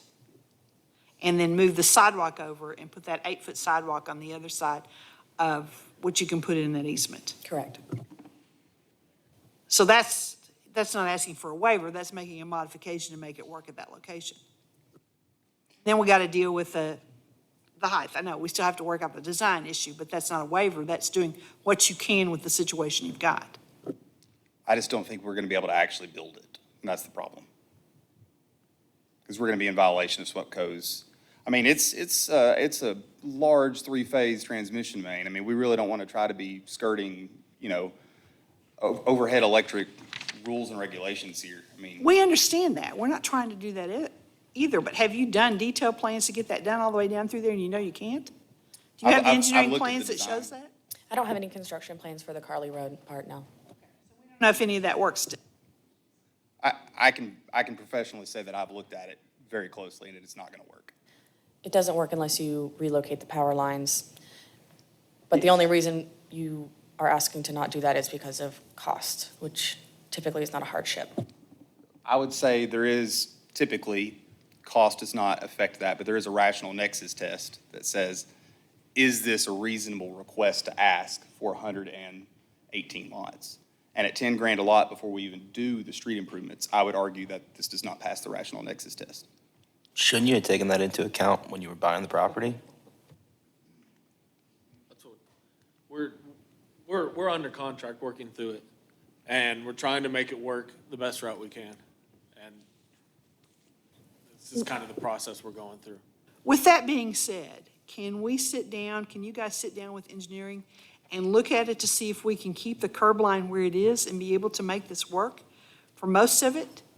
And figure out what alternatives need to be made when you get to the northern end? I would say my question would be, could we leave the edge of asphalt where it is and curb that? And the master street plan, can it shift 2 to 3 feet the other direction? Sure. Might be the. I see what you're simplest saying, and we can definitely look at that. I can't say for sure now. That's the best way I see to actually get this accomplished and try to meet the master street plan. I think we're trying to get there. Sure. I think the idea of just waiving it completely is not a good idea. If we could come up with some way to make it work, I think everybody's going to be more pleased with that. Are you guys willing to table this for a month and let us look at it? You guys meet with engineering, see if we can come up with something? What do you want to do? Is it tabling do the that. entire project or tabling the waiver? Can we approve the preliminary plat without the waiver at this point? Meaning that if it doesn't work out, you've got to do the street improvements. Do you want to take that chance? Can we come back That's through your and- question. Can we bring the waiver back through next month if we can't come to a Yes. concession with engineering? We And I could do think, that. Yes, we could pull the waiver and bring it through next month if we had to. If you're- With the understanding that either the master street plan conditions have to be met, or you have to come back with a waiver request that has been worked out with engineering, not just stand up there and ask for one that we don't know all the details on. Sure. Would they have to go through city council? No, preliminary plats don't go to city council. No, the waiver? If we had to Yes. come back with one? If we're asking think I for a can make that modification of the street design that engineering will approve, you're not really asking for a waiver, you're asking for a variance, which a variance could be heard by the planning commission, doesn't have to go to council. So we'd be asking for a variance of street standards rather than a waiver of street improvements. Waivers have to go to city council because they're the only ones that can make that decision that the taxpayers of Springdale pick up the entire cost. If we can work out a variance request where you get a modification to the master street plan, we can do that without having to go to council. If we find out it can't be accomplished, could the end goal have to be a waiver? That's the only other option is a waiver. I have a contract and it would put me in. If I had to make city council next month, I would be out of contract by the time before I could close. Yeah, we're not against working with the city. I mean, we're looking to dedicate a large swath of land over there on Brentwood to you guys. I mean, we're not trying to get one by. We're not trying to ask for anything special on this one. This one is, I know cost isn't supposed to be a thing, but this one is, the topography is difficult. It's a great piece of land. It's the most expensive land in this area, but it's just, the prices are hard. And if we have to do too much in that sense, we'll have to walk away from the project. And we don't want to. We'd rather put these, put some rooftops here. I think we're looking at some innovative ways to do this piece of property, working with your engineer, with our engineer, and trying to accomplish what you want to. You may not get, we may have to lose a few lots to do something. I don't know yet, but you're putting the city in a really bad position to ask us to waive street improvements on a major subdivision like this where they've been done in other places. That's the position I'm taking. I completely understand and completely agree. And if it wasn't for this, I wouldn't ask. Sorry. Question is, do you want to table it for a month and go work on it? Or do you want the preliminary plat, you want to withdraw your waiver request today and have the preliminary plat approved? What do you think? 6-1, doesn't matter to me. Same time frame. What's that, I'm sorry? It's the same time frame. It's the same. It is. It's up to you. But I'd have preliminary plat today. You'd have preliminary plat today. But I would.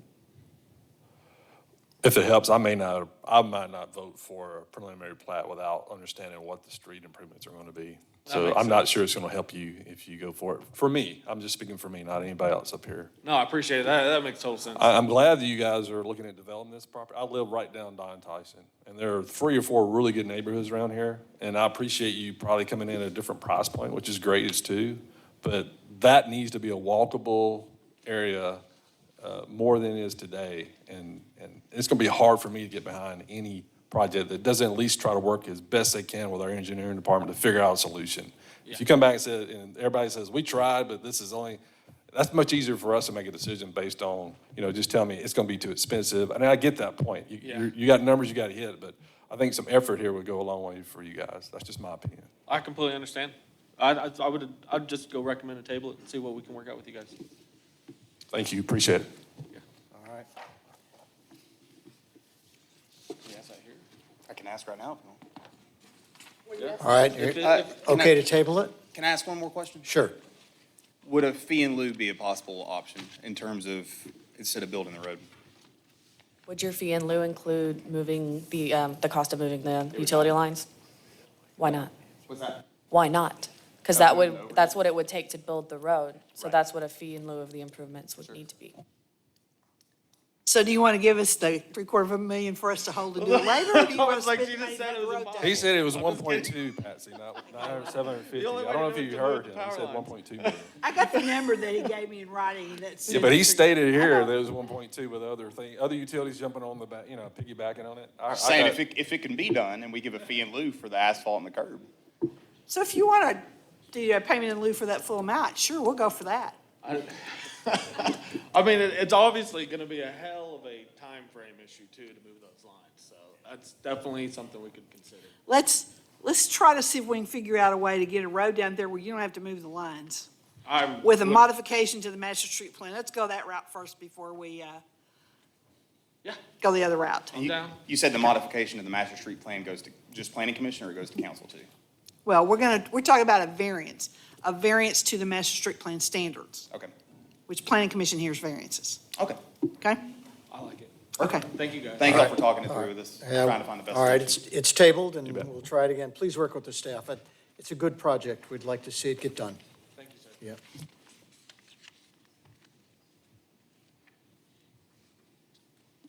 We are off to large-scale item 9. This is at the top of page 3 on your agenda. This is Mercy and Grace Cathedral. They've got a couple variances as well. It's presented by Bates and Associates. Hello, Jeff Bates from Bates and Associates. We did the civil site design. They're adding a new building and additional parking, and have a couple of variances. I'll be happy to answer any questions. Okay. Thank you. Any questions or comments at all from the staff? Go ahead, Katie, or anybody over there? Sure, we can do engineering. Okay, where the pond discharges off the property, is there an existing drainage easement there that you know of? There's not. Okay, so can we move that discharge back on the property? Yes, we did, we've already done it, we just haven't seen it to you. Perfect. And then I believe we're gonna talk about a proposed fee in lieu of improvements. So we'll just need to see that estimate. Okay. Sounds good. For planning, besides standard comments, we have setback lines for all structures other than residential shall be 50 feet when parking is permitted between building and street right-of-way if no parking is allowed. Then it can be reduced to 30 feet. The existing building is in that setback, so there's a variance requested for that. And then also, all sides of a principal building that directly faces an abutting public right-of-way shall feature at least one customer entrance unless principal building directly faces more than 2 abutting rights-of-way, then only 2 entrances are required, one along the primary street and one along a secondary. And there will be a road on the west side of the building, so that's the reason for the second variance. Thanks, Ron. I just have one other comment. I want to thank the church for going back and looking at this and turning the building a different direction because it works better, and I think it's better for putting it in the neighborhood. It looks like we want people to come into the church, not just see the back of it. So I think we come a long ways on this one since we started. Thanks, Patsy. This is the Grace Cathedral out on Apple Road. Any comments at all from the audience? This would come to the commission, and it'd be a motion that would be subject to the staff comments that you've heard. First, we've got the variances, and those are a call for the vote. We've got 2 variances there, and I think you see them both. If we can, do them both together. You good with together? Yep. This would be a call for the vote on the variances. Call for the vote together. Thanks, Brent. Your icons are there if you're ready. Vote.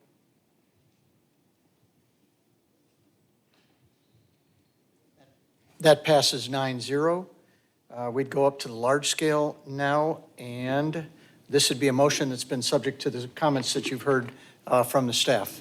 Motion subject to staff comments. Thanks, Chris. Second. Thank you, Mark. If you're ready, vote.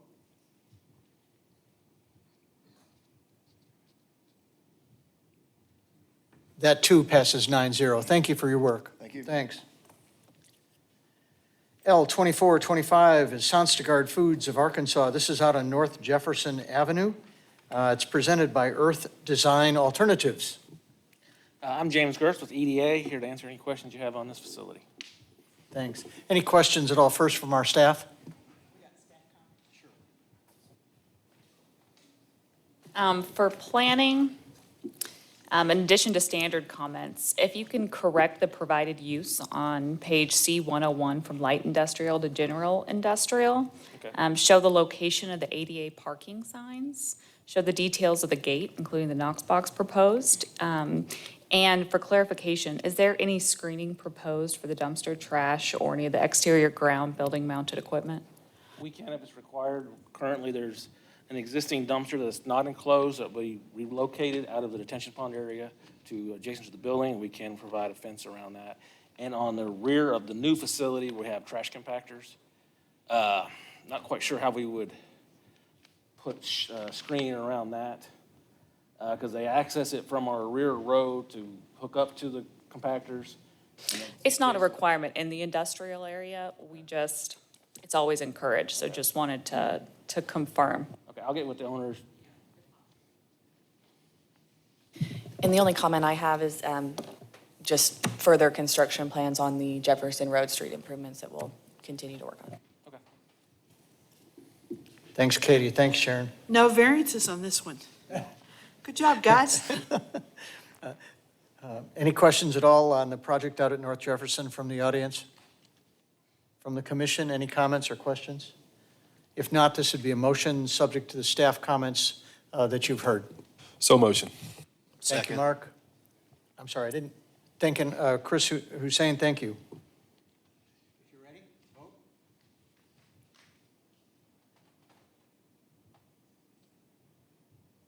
Looks like that passes 9-0. Thank you. Thank you.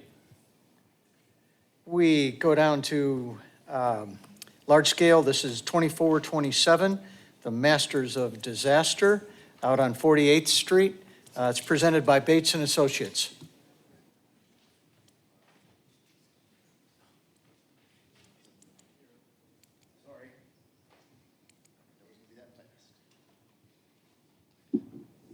Same deal, Jeff Bates, Bates and Associates. I'll help answer any questions. You have We've- 2 variances? There are variances that are requested. Any staff comments first, and we'll come to the variances in just a second. Any staff comments? For the large scale, we do. For planning, in addition to standard comments, confirm the location of the septic system. Is there an alternative sidewalk location from the southern parking area to the main customer entrance, as to not have to place it over the existing? Provide an easement for the existing utilities on site. The southern property line indicates the overhead electric. Please go back and confirm the impervious area total listed on the cover page under the lot coverage. Provide planted vegetation screens in addition to the screening proposed around the dumpster. Please provide the location, general type, and quality of the existing vegetation, including the trees for the existing vegetation along that east property line, and provide the methods and the details for protecting the existing vegetation during construction. Their grammatical error under the landscape irrigation notes on sheet 5.1. Please confirm the utility company has approved parking under that overhead electric, and a lighting plan is required. And then for some of our commercial design standards, internal pedestrian walkways shall connect the focal points of pedestrian activity, and they need to feature landscaped areas no less than 50% of the length. The internal pedestrian walkway must be distinguishable from the driving surface. 5-foot sidewalk along the side featuring the customer entrance shall be set back from the building foundation at least 6 feet to provide for that landscaping. The foundation landscaping is required, the northeast. It needs to be added to the south side. Provide percentages associated with the materials used. Right now, the percentages show that the metal is more than 51%. We need detailed drawings of the enclosures and the screening methods, and verify that that screening is at least 1 foot taller than the dumpster. Identify the exterior ground-mounted or building-mounted equipment, and how that's going to be screened from public view and with landscaping. The sign design, material, and placement should complement the overall architectural design of the building. We need to see those details of the sign design when ready. And then for clarification, will there be steps from the sidewalk to the porch? If so, will an ADA accessible entrance will be required? Yeah, seems like it. Katie? A lot of that's been addressed. So I don't know if I'm y'all- echoing Sharon's comment about the septic system. I think it just had a like vague area. We know it's in here somewhere. I don't know if you can pave the sidewalk over it. So if we had like a more precise location, I think it would help us lay this out. And then on the master street plan, we have an extension of Bob Mills to the south of this property. Will the dedication of that needed right-of-way encroach on this development, or will this development encroach on the right-of-way, rather? We're dedicating right away with this and doing street improvements. But on Bob Mills, there's a second, Bob Mills, it goes east-west, and it will connect with the flyover to Falcon. So there's right-of-way needed on that south side as well. It will be in the parking lot, so, Mm-hmm. yep, that's the first we've heard of that.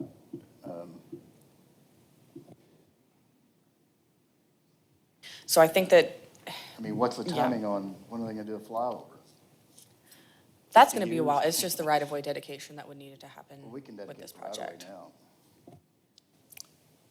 Are you okay with all the comments? It's a lot of comments. Yeah, most of them are just landscaping, and there's no major design ones. Only one I'd like to clarify is the sidewalk going from the bottom parking lot to the top one. Can they not just use the new sidewalk they're gonna put down the street instead of having a double sidewalk right there? Because to me, the main entrance, you have the sidewalk connecting to the main sidewalk going down the street, and it goes straight into the main entrance, so that's your public connectivity to the building. So I just thought, as close as it is, they can just walk down the normal. I see your point, but our commercial design standards, that internal connectivity is really supposed to be from that parking lot area. So they wouldn't have to go to the public right-of-way to access the sidewalk there, would be able to utilize an internal one from the parking area to a customer entrance. We could just come down the back, I guess, and that way it'd be out of the septic field. I don't know if anybody will ever use it though, so, but I'll talk to the owners. You're okay with Can I it? let the owner address, say Sure. a couple things?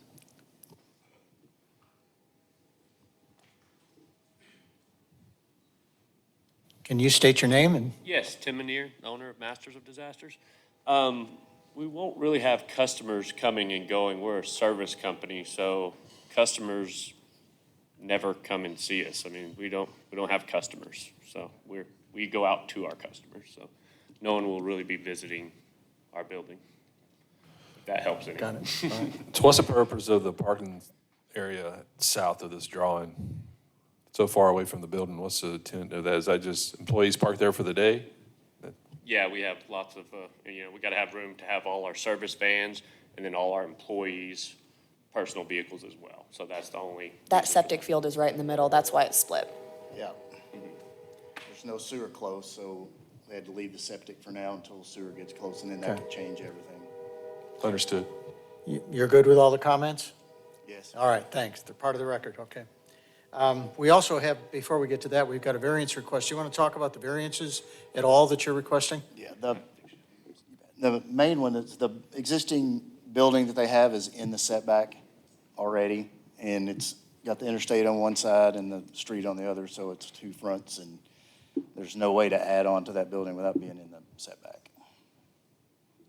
And then the sidewalk one was, there's a existing street improvements, and they already have a 5-foot sidewalk there, so we were just gonna keep the same improvement just straight on down the road, what's already there, to match what's there. Instead of have a random. Do what? What about the side setback? Yeah, on the side, 20 foot to 9 foot? 20 foot to, oh, that's the north property line where the existing building is. Yeah. So it's an existing building, and so,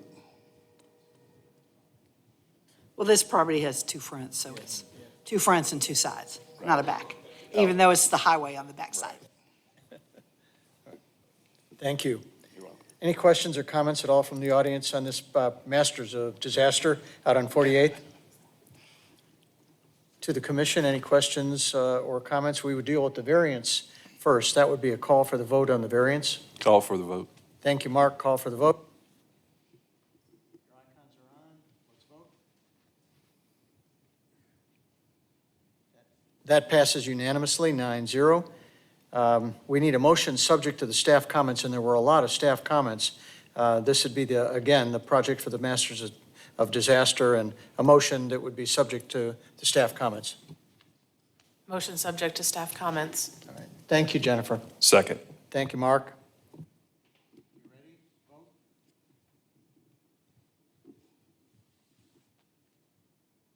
That passes 9-0 as well. Thank you. We jump down to B 2443, Jared and Nicole Pena, presented by Jared Pena. This is out on Bryan Street, looking for a rear setback. Yes, sir. Yes, my name is Jared Pena. We're just looking for a variance setback from 20 foot to 10 foot. We're planning on putting an in-ground pool in, and we want to use all the space we can. Got it. Thank you. And you are staying out of the utility easement, right? Correct. This is out on 3406 Bryan Street. Any comments from members of the audience? Hearing none, that comes to the commission. This would be a call for the vote. Call for the vote.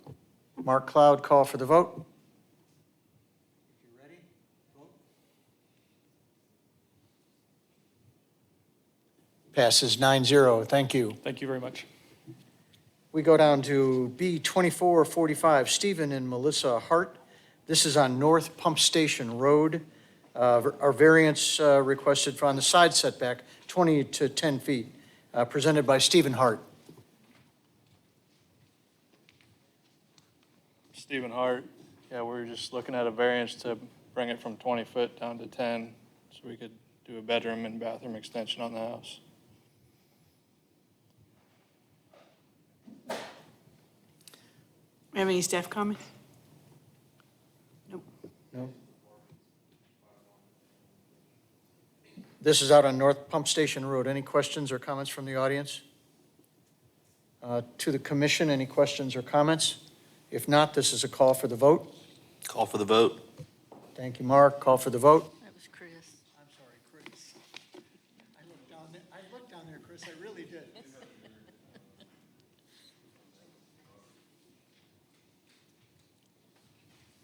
Howard, did you vote? That passes unanimously 9-0. Thank you. Thank you.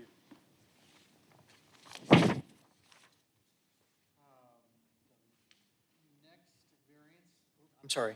This is 2446 at the top of page 4. Mantrell Hampton on Oak Grove Road, variance on paving requirements. That's presented by Mantrell Hampton.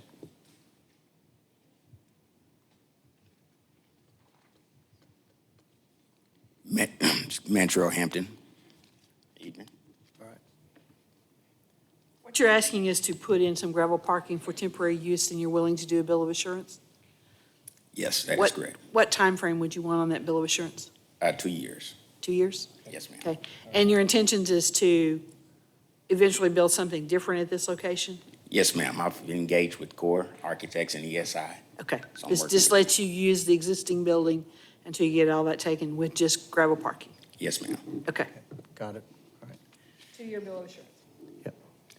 This is out on Oak Grove Road. Any questions or comments from the audience? If not, this would come to the commission. This would be a motion to approve the request that would include his bill of assurance, and that would be for 2 years. Thank you, Howard. We need a second? Second. All right. Thank you, Brian. Who's second? Brent. Oh, second, wrong way. Ready to vote?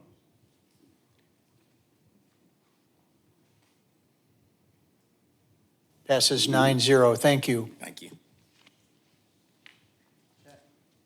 That drops us all the way down to just motions. This is item 12, or section 12 on the agenda, L 2318, lots 102 holding storage. There's a revision here that they're asking for. It's presented by ESI.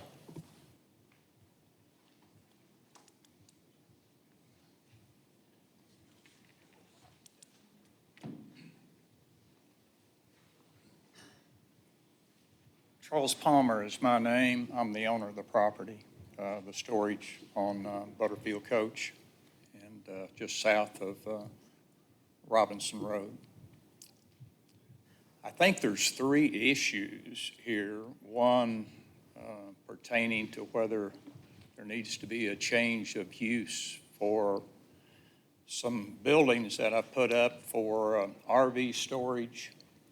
And I've found that through the years that people like to come out and work on their vehicle on Saturday and maybe watch a Razorback game or something. And so I put a little small office that the warehouse, the storage is not air conditioned. And they could go in there, and I put a small restroom. This is about 250 square feet. I've also found that through the years, built these originally. I built probably 100 of these type of this building to put an RV or a boat, or someone might have a couple of cars. I found that people that are in a yard service or small plumbing, they need security for their vehicle, and they would rent these to put their vehicle in. People with RVs, they like to be able to drive all the way through the building. And so I presented the plans to the city for that, and I thought that was approved. Then as we were finishing up so I don't know whether there needs to be a variance for that or not. I mean, it was presented in plans originally. I did asked to change from brick to drive it there's 3 different levels of where masonry is. And on the bottom part, we have a split-face concrete block. That's what we put. Above that, it showed about 20 courses probably of brick. And above that, just standard drive it or stucco. Where it showed brick, I wanted to put a stamped brick out of the drive it. Cost is about the same. I thought it looked a little bit better. We went to the city and presented that for our 2-story building that's out on the street. And so we want to do this throughout the project. Well, there was a lack of communication, either on our side or on the city's side. And as we're starting the front building, that's why it says 2 through 12 here rather than 1 through 12. The front building, everything seems to be okay, but now we're not okay on the other units. I would like to do them just like the front building that has all the visibility and I think it's the best looking facility I've ever built. But so I guess I'm asking for a variance on the buildings 2 through 12 to have that. I don't know what the misunderstanding is on where I've got the little restrooms and the other back there. All right, thanks for the explanation. We may have a couple of questions from the staff. First of all, Patsy? So the storage building that you're changing to be used for people who want to come in and work on their cars and all that kind of stuff was what? Was RV storage? It's RV storage. I don't know that someone would do that. I just put that as a little extra item on 6 of, I think we built about 20 or 30 of these, but on 6 of them for people that might want to come out on the weekend and sit there and look at their old car they want to restore or whatever, and then look at the Razorback football game or something. That'd be a 250 square foot space that would So it's be private cool and use? not real hot. It's private use only? Oh, It's yeah. not somebody who operates a business. Say I have a cabinet shop and I want to build cabinets in there to sell. I'm sorry. Say if I want to build cabinets, I want to put a cabinet shop in there. Can they do that? I never have had that. I guess they'd have to come get a building permit from the city to do that. Well, see, the problem we have is that building wasn't set up to do that. Fire access is not set up for those kind of activities to go at that location where you're doing that kind of work there, because we thought it was all storage units. And that's what I'm building for, is storage. Security is a real big deal with me. I've got cameras around this property. I don't want anyone coming in except people that, that are tenants or their associates. Well, I understand that, but if you're operating a business back there, that's different. If you're storing equipment and stuff, people storing their stuff, Yeah. a vendor storing their equipment there, that kind of stuff. But if you're actually operating a business from that location, then we have a problem. I don't intend for any businesses to be operated there. That is not what I do. I rent for storage. I don't rent for retail or some kind of shop, no. Have no problem with that being put in writing, because that's my rules. Okay. Steve, do you or Ed have something you want to comment on those buildings in the back? I think that's where some of our concern came from, too. Any questions or comments, Ed, Steve?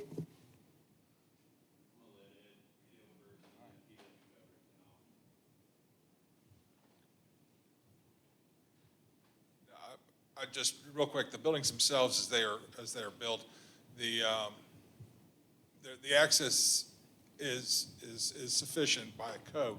It is minimal because that's usually what you end up doing in self-storage facilities. There are sufficient hydrants for that same size of storage, and a self-storage unit is the same occupancy group. We call it low hazard storage or medium hazard storage, I'm sorry, as for self-storage as it would be for most trades or services, a small warehouse with parking for a vehicle. Having said all that, these are designed like trades and services buildings.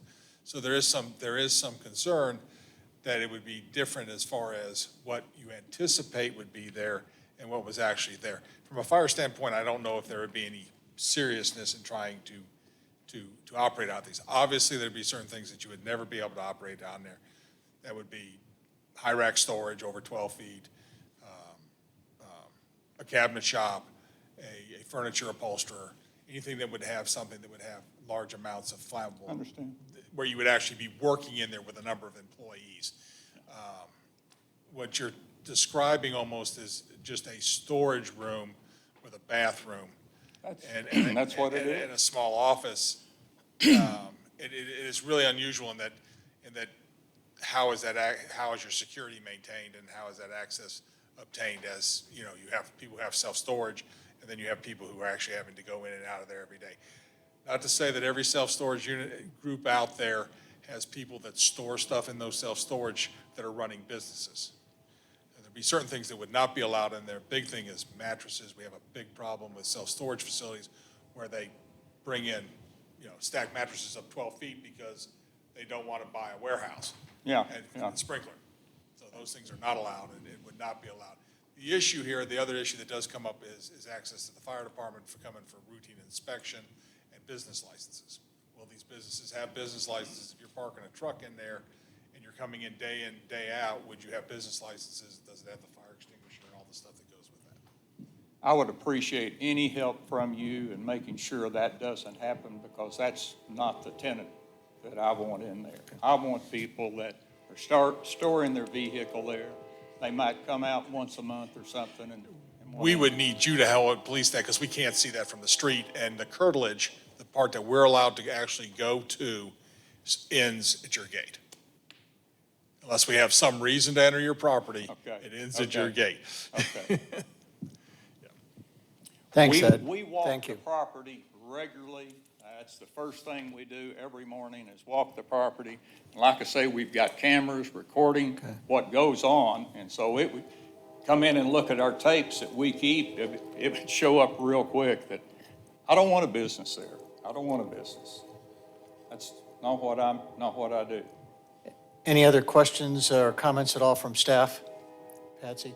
So the only revision is the type of material that you're using, and that's the only thing we're discussing here, is the type of material that they're using. So you will not have any brick on any of the units, correct? Correct. You'll have it with a material that looks like brick, It will look like brick. but it's not brick. Yeah, but it's not brick. Okay. And it's painted a different color, each layer there for, you know, I think it's very attractive. There's a picture of it, you can see that. The lower portion is the split concrete block.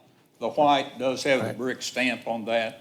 And that is the front two-story building. And So the revision we're asking for Sure, is a motion just- to approve revised materials. Yep. Revised material, sure. So if I remember correctly, we were presented ephes at the top, which is the blue, some metal, which is there. The stamp brick was actually, the red brick, and then the bottom was CMU. I went to the site today. By the way, the site is very nice. The privacy fence, the site, it's all very nice. This material is not, in my opinion. There's no CMU at all beyond this first building. It's all ephes on the sides. This is nowhere near what we approved, what we saw whenever this was presented to us. It does look like brick, the stamp portion from about 100 feet. You get within 15, 20 foot of it, it looks like pattern stamped ephes, which is what it is. Thanks, Mark. Any other questions or comments at all from the audience on this issue out on Butterfield Coach? Any additional comments from the commissioners? If not, this would be a motion. I guess the last comment I would say, we've had a lot of storage units proposed to us in the city of Springdale. We've held a lot of them to very strict standards and materials. And I know a lot of them didn't want to do it, but they did it anyway. And I'm just concerned about the precedence we would give if we allow this variance to happen. That's my opinion. Let me respond to you. I think you came out and walked the property today. I did. Okay. And the only issue that you're talking about is where I've got the stamped rather than actually putting physical brick there. It's a brick and CMU. You don't have either. Brick what? It's a brick and a split block. You don't have either in any of the buildings other than the Well, front building. we haven't done the ones on the back yet. The front building is done, because and if you Most saw- of these buildings were complete, had the EFS on the ends of them. There's only a couple of storage buildings that looked like you were in the process of putting the EFS up. But a lot of, like that picture, like those two images there, I saw that, but there was a lot of what I would consider already complete buildings. Like the one on the right, that is your rear, that's one of your rear buildings. And it's got EFS stamped as CMU on the bottom, EFS stamped as brick in the middle, and then the blue EFS, which was approved. We saw that at our planning commission when we approved it. Hey, to satisfy you, if you think that makes a big difference, I'll put the split face block on the bottom, and I'll put the courses of brick on top of it. The brick I've already contracted for the split face block. That's all contracted, there's no question. So the only question is the center section right there, whether I do EFS on it or whether I do brick. If you want brick, I'll do brick. It's not any difference in cost. I just thought that was real nice. But if you want brick, I'll do brick. Does that make you happy? Well, that's not me. I mean, there's 8 other people up here, so they made it. What am I not doing then? What was proposed to us? And that's what I will do. What is proposed? That's what I'm saying. I'll go ahead and do that. Okay, then great. Then we don't, Then what's we- the variance request? Then we don't need to hear the revised request. You will do what you originally Well, I proposed. want to do them all the same color, like what you approved for the one on the street. I'd like to do the same color throughout. I thought the color was fine. I thought the color looked great. Okay, so split face on the bottom, and then brick on that, and then dry EFS above that like is proposed. Yeah, I mean, if you do exactly what we were presented, which is on this screen, but do the color that you have out there, not the red, you have Yeah, the white, yeah. gray, or whatever, I think that'd be fine. If it was brick and split face. I'm good with that. I'm good with that. If you are good with that, that means we don't have any motion to vote on. There is no revision, correct? Well, there's where I've got the storage units and the little half bath back there, the city was saying they weren't going to give me a C of O on that, and it's what was stamped and approved at the beginning. I'm not trying to change a thing. I'm just doing it the way it was approved. Right? We discussed that you're not changing use. It is storage only. No trades and services, no businesses being operated out Correct. there. Correct. As long Yes. as we have that understanding and we don't have a problem, we're good. And all you're doing is changing the color so that we don't need any action. And that will be recorded in the minutes, that you agree to no trades and services, no businesses. Yeah. Okay, thank you. Just one comment for clarification. Could we get, just for clarification for staff, could we get the revised site plan approved? We did make some minor changes back there regarding some of those doorways and all of that stuff, just to make sure that we get it done. So can we go to that drawing? Let me ask another question here, though. What you're saying is what proposed over there, the changes that you made for that building we were just talking about. Go back to that drawing. That's what you're changing it to. So explain to us what's changed there. So I think there was some miscommunication or misclarification on having sidewalk in front of those units. And so we had it striped off, and we thought it was an asphalt. There were some comments about having a little piece of concrete back there in front of the doorways. And so we've clarified where those locations are. And so I just want to make sure we all are looking at the same drawing when we go out to do a final inspection. Patsy, on that, there's man doors along with the overhead doors. And the standard is that there be the sidewalk with the man doors. We've held the other storage units to that same standard. So they're putting concrete in front of the man doors, and then there were some issues with the parking, needed some parking blocks, and That's not the way it was presented to the city and not what you agreed to at the beginning. I mean, I don't want any bumpers or side. I've already got asphalt there. I've already done it the way it was designed and approved. But now you're putting parking spaces in front of that building on that side. No parking spaces, no. No, and I don't want any bumpers there. I want people to drive all the way through. I put doors on both sides specifically for that. No. Okay, we got a conflict in what's been presented. There was parking on the east side shown on the approved Oh, plan. okay, on the side, yes, on the side, end of the building, yes. All along the east side of the building, which is the long side of the building, shows parking spaces along there. What are we talking about? The left side's the original, and then the right side's the revised. So it's very similar. Okay. My vision's bad, I can't see it. But what we're asking is you got to put bumpers in there. No, I don't want any bumpers, I want to be able to drive through there. Then you have to get rid of those parking spaces in front of those overhead doors. Where are we here? I mean, there are overhead doors on that side, on both sides. It's a drive-through. So you're trying to claim it as a drive-through with an We'll- overhead door and parking in front of it too? I'll show you where the doors are on the site plan, and then we'll just take those spaces out and make sure we have the correct parking count. Okay, that's better. Okay, you give us a revised drawing that shows that. So you don't have to put parking bumpers in there. Well, you got to have it one way or the other. You either have parking there with the bumpers put in, or you don't have it. Whatever this man says we applied for, I'll do it that way. Okay. We're down to nothing has to happen because you can change the color and we're okay. Okay. So there's no need to vote on this issue. There's no revision. Thank you. All right, thank you. We're down to the last two items on the agenda, and they're both really the same. They're extensions. The first one is 2339 up on Randall Welby Lane, presented by Swope and Consulting. This is flex space approval just for an extension, a one-year extension, I think. Yes, yes, please. So there would be a call for the vote on the extension for 1 year on each one of them.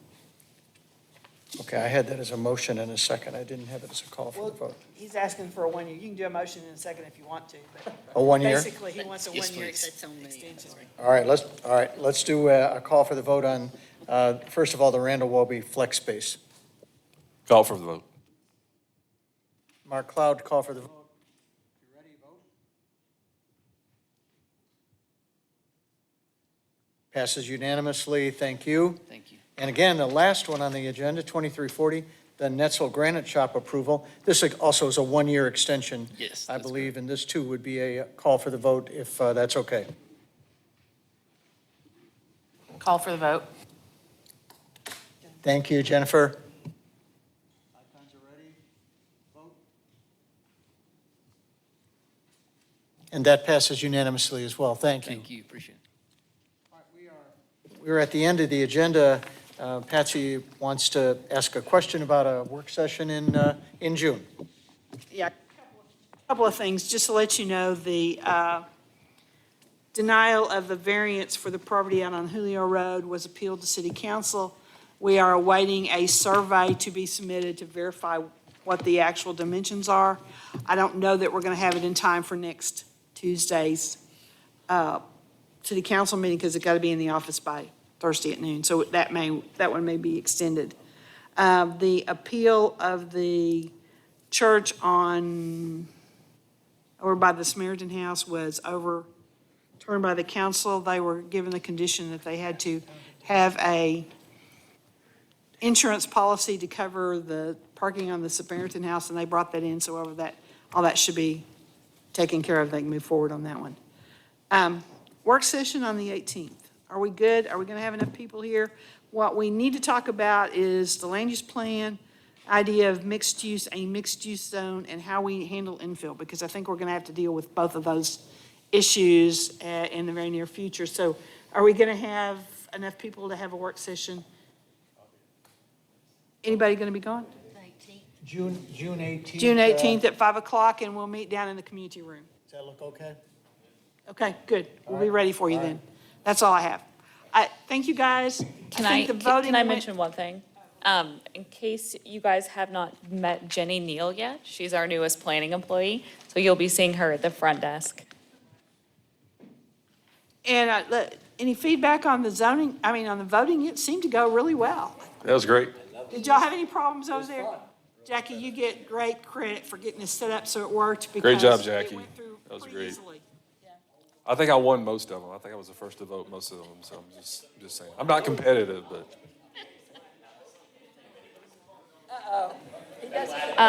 Dr. Compton and Dale Tyler, can we get you to sign a couple plats before you run off tonight? Sure. Thank you. All right, thanks, everybody. We are adjourned. Thank you.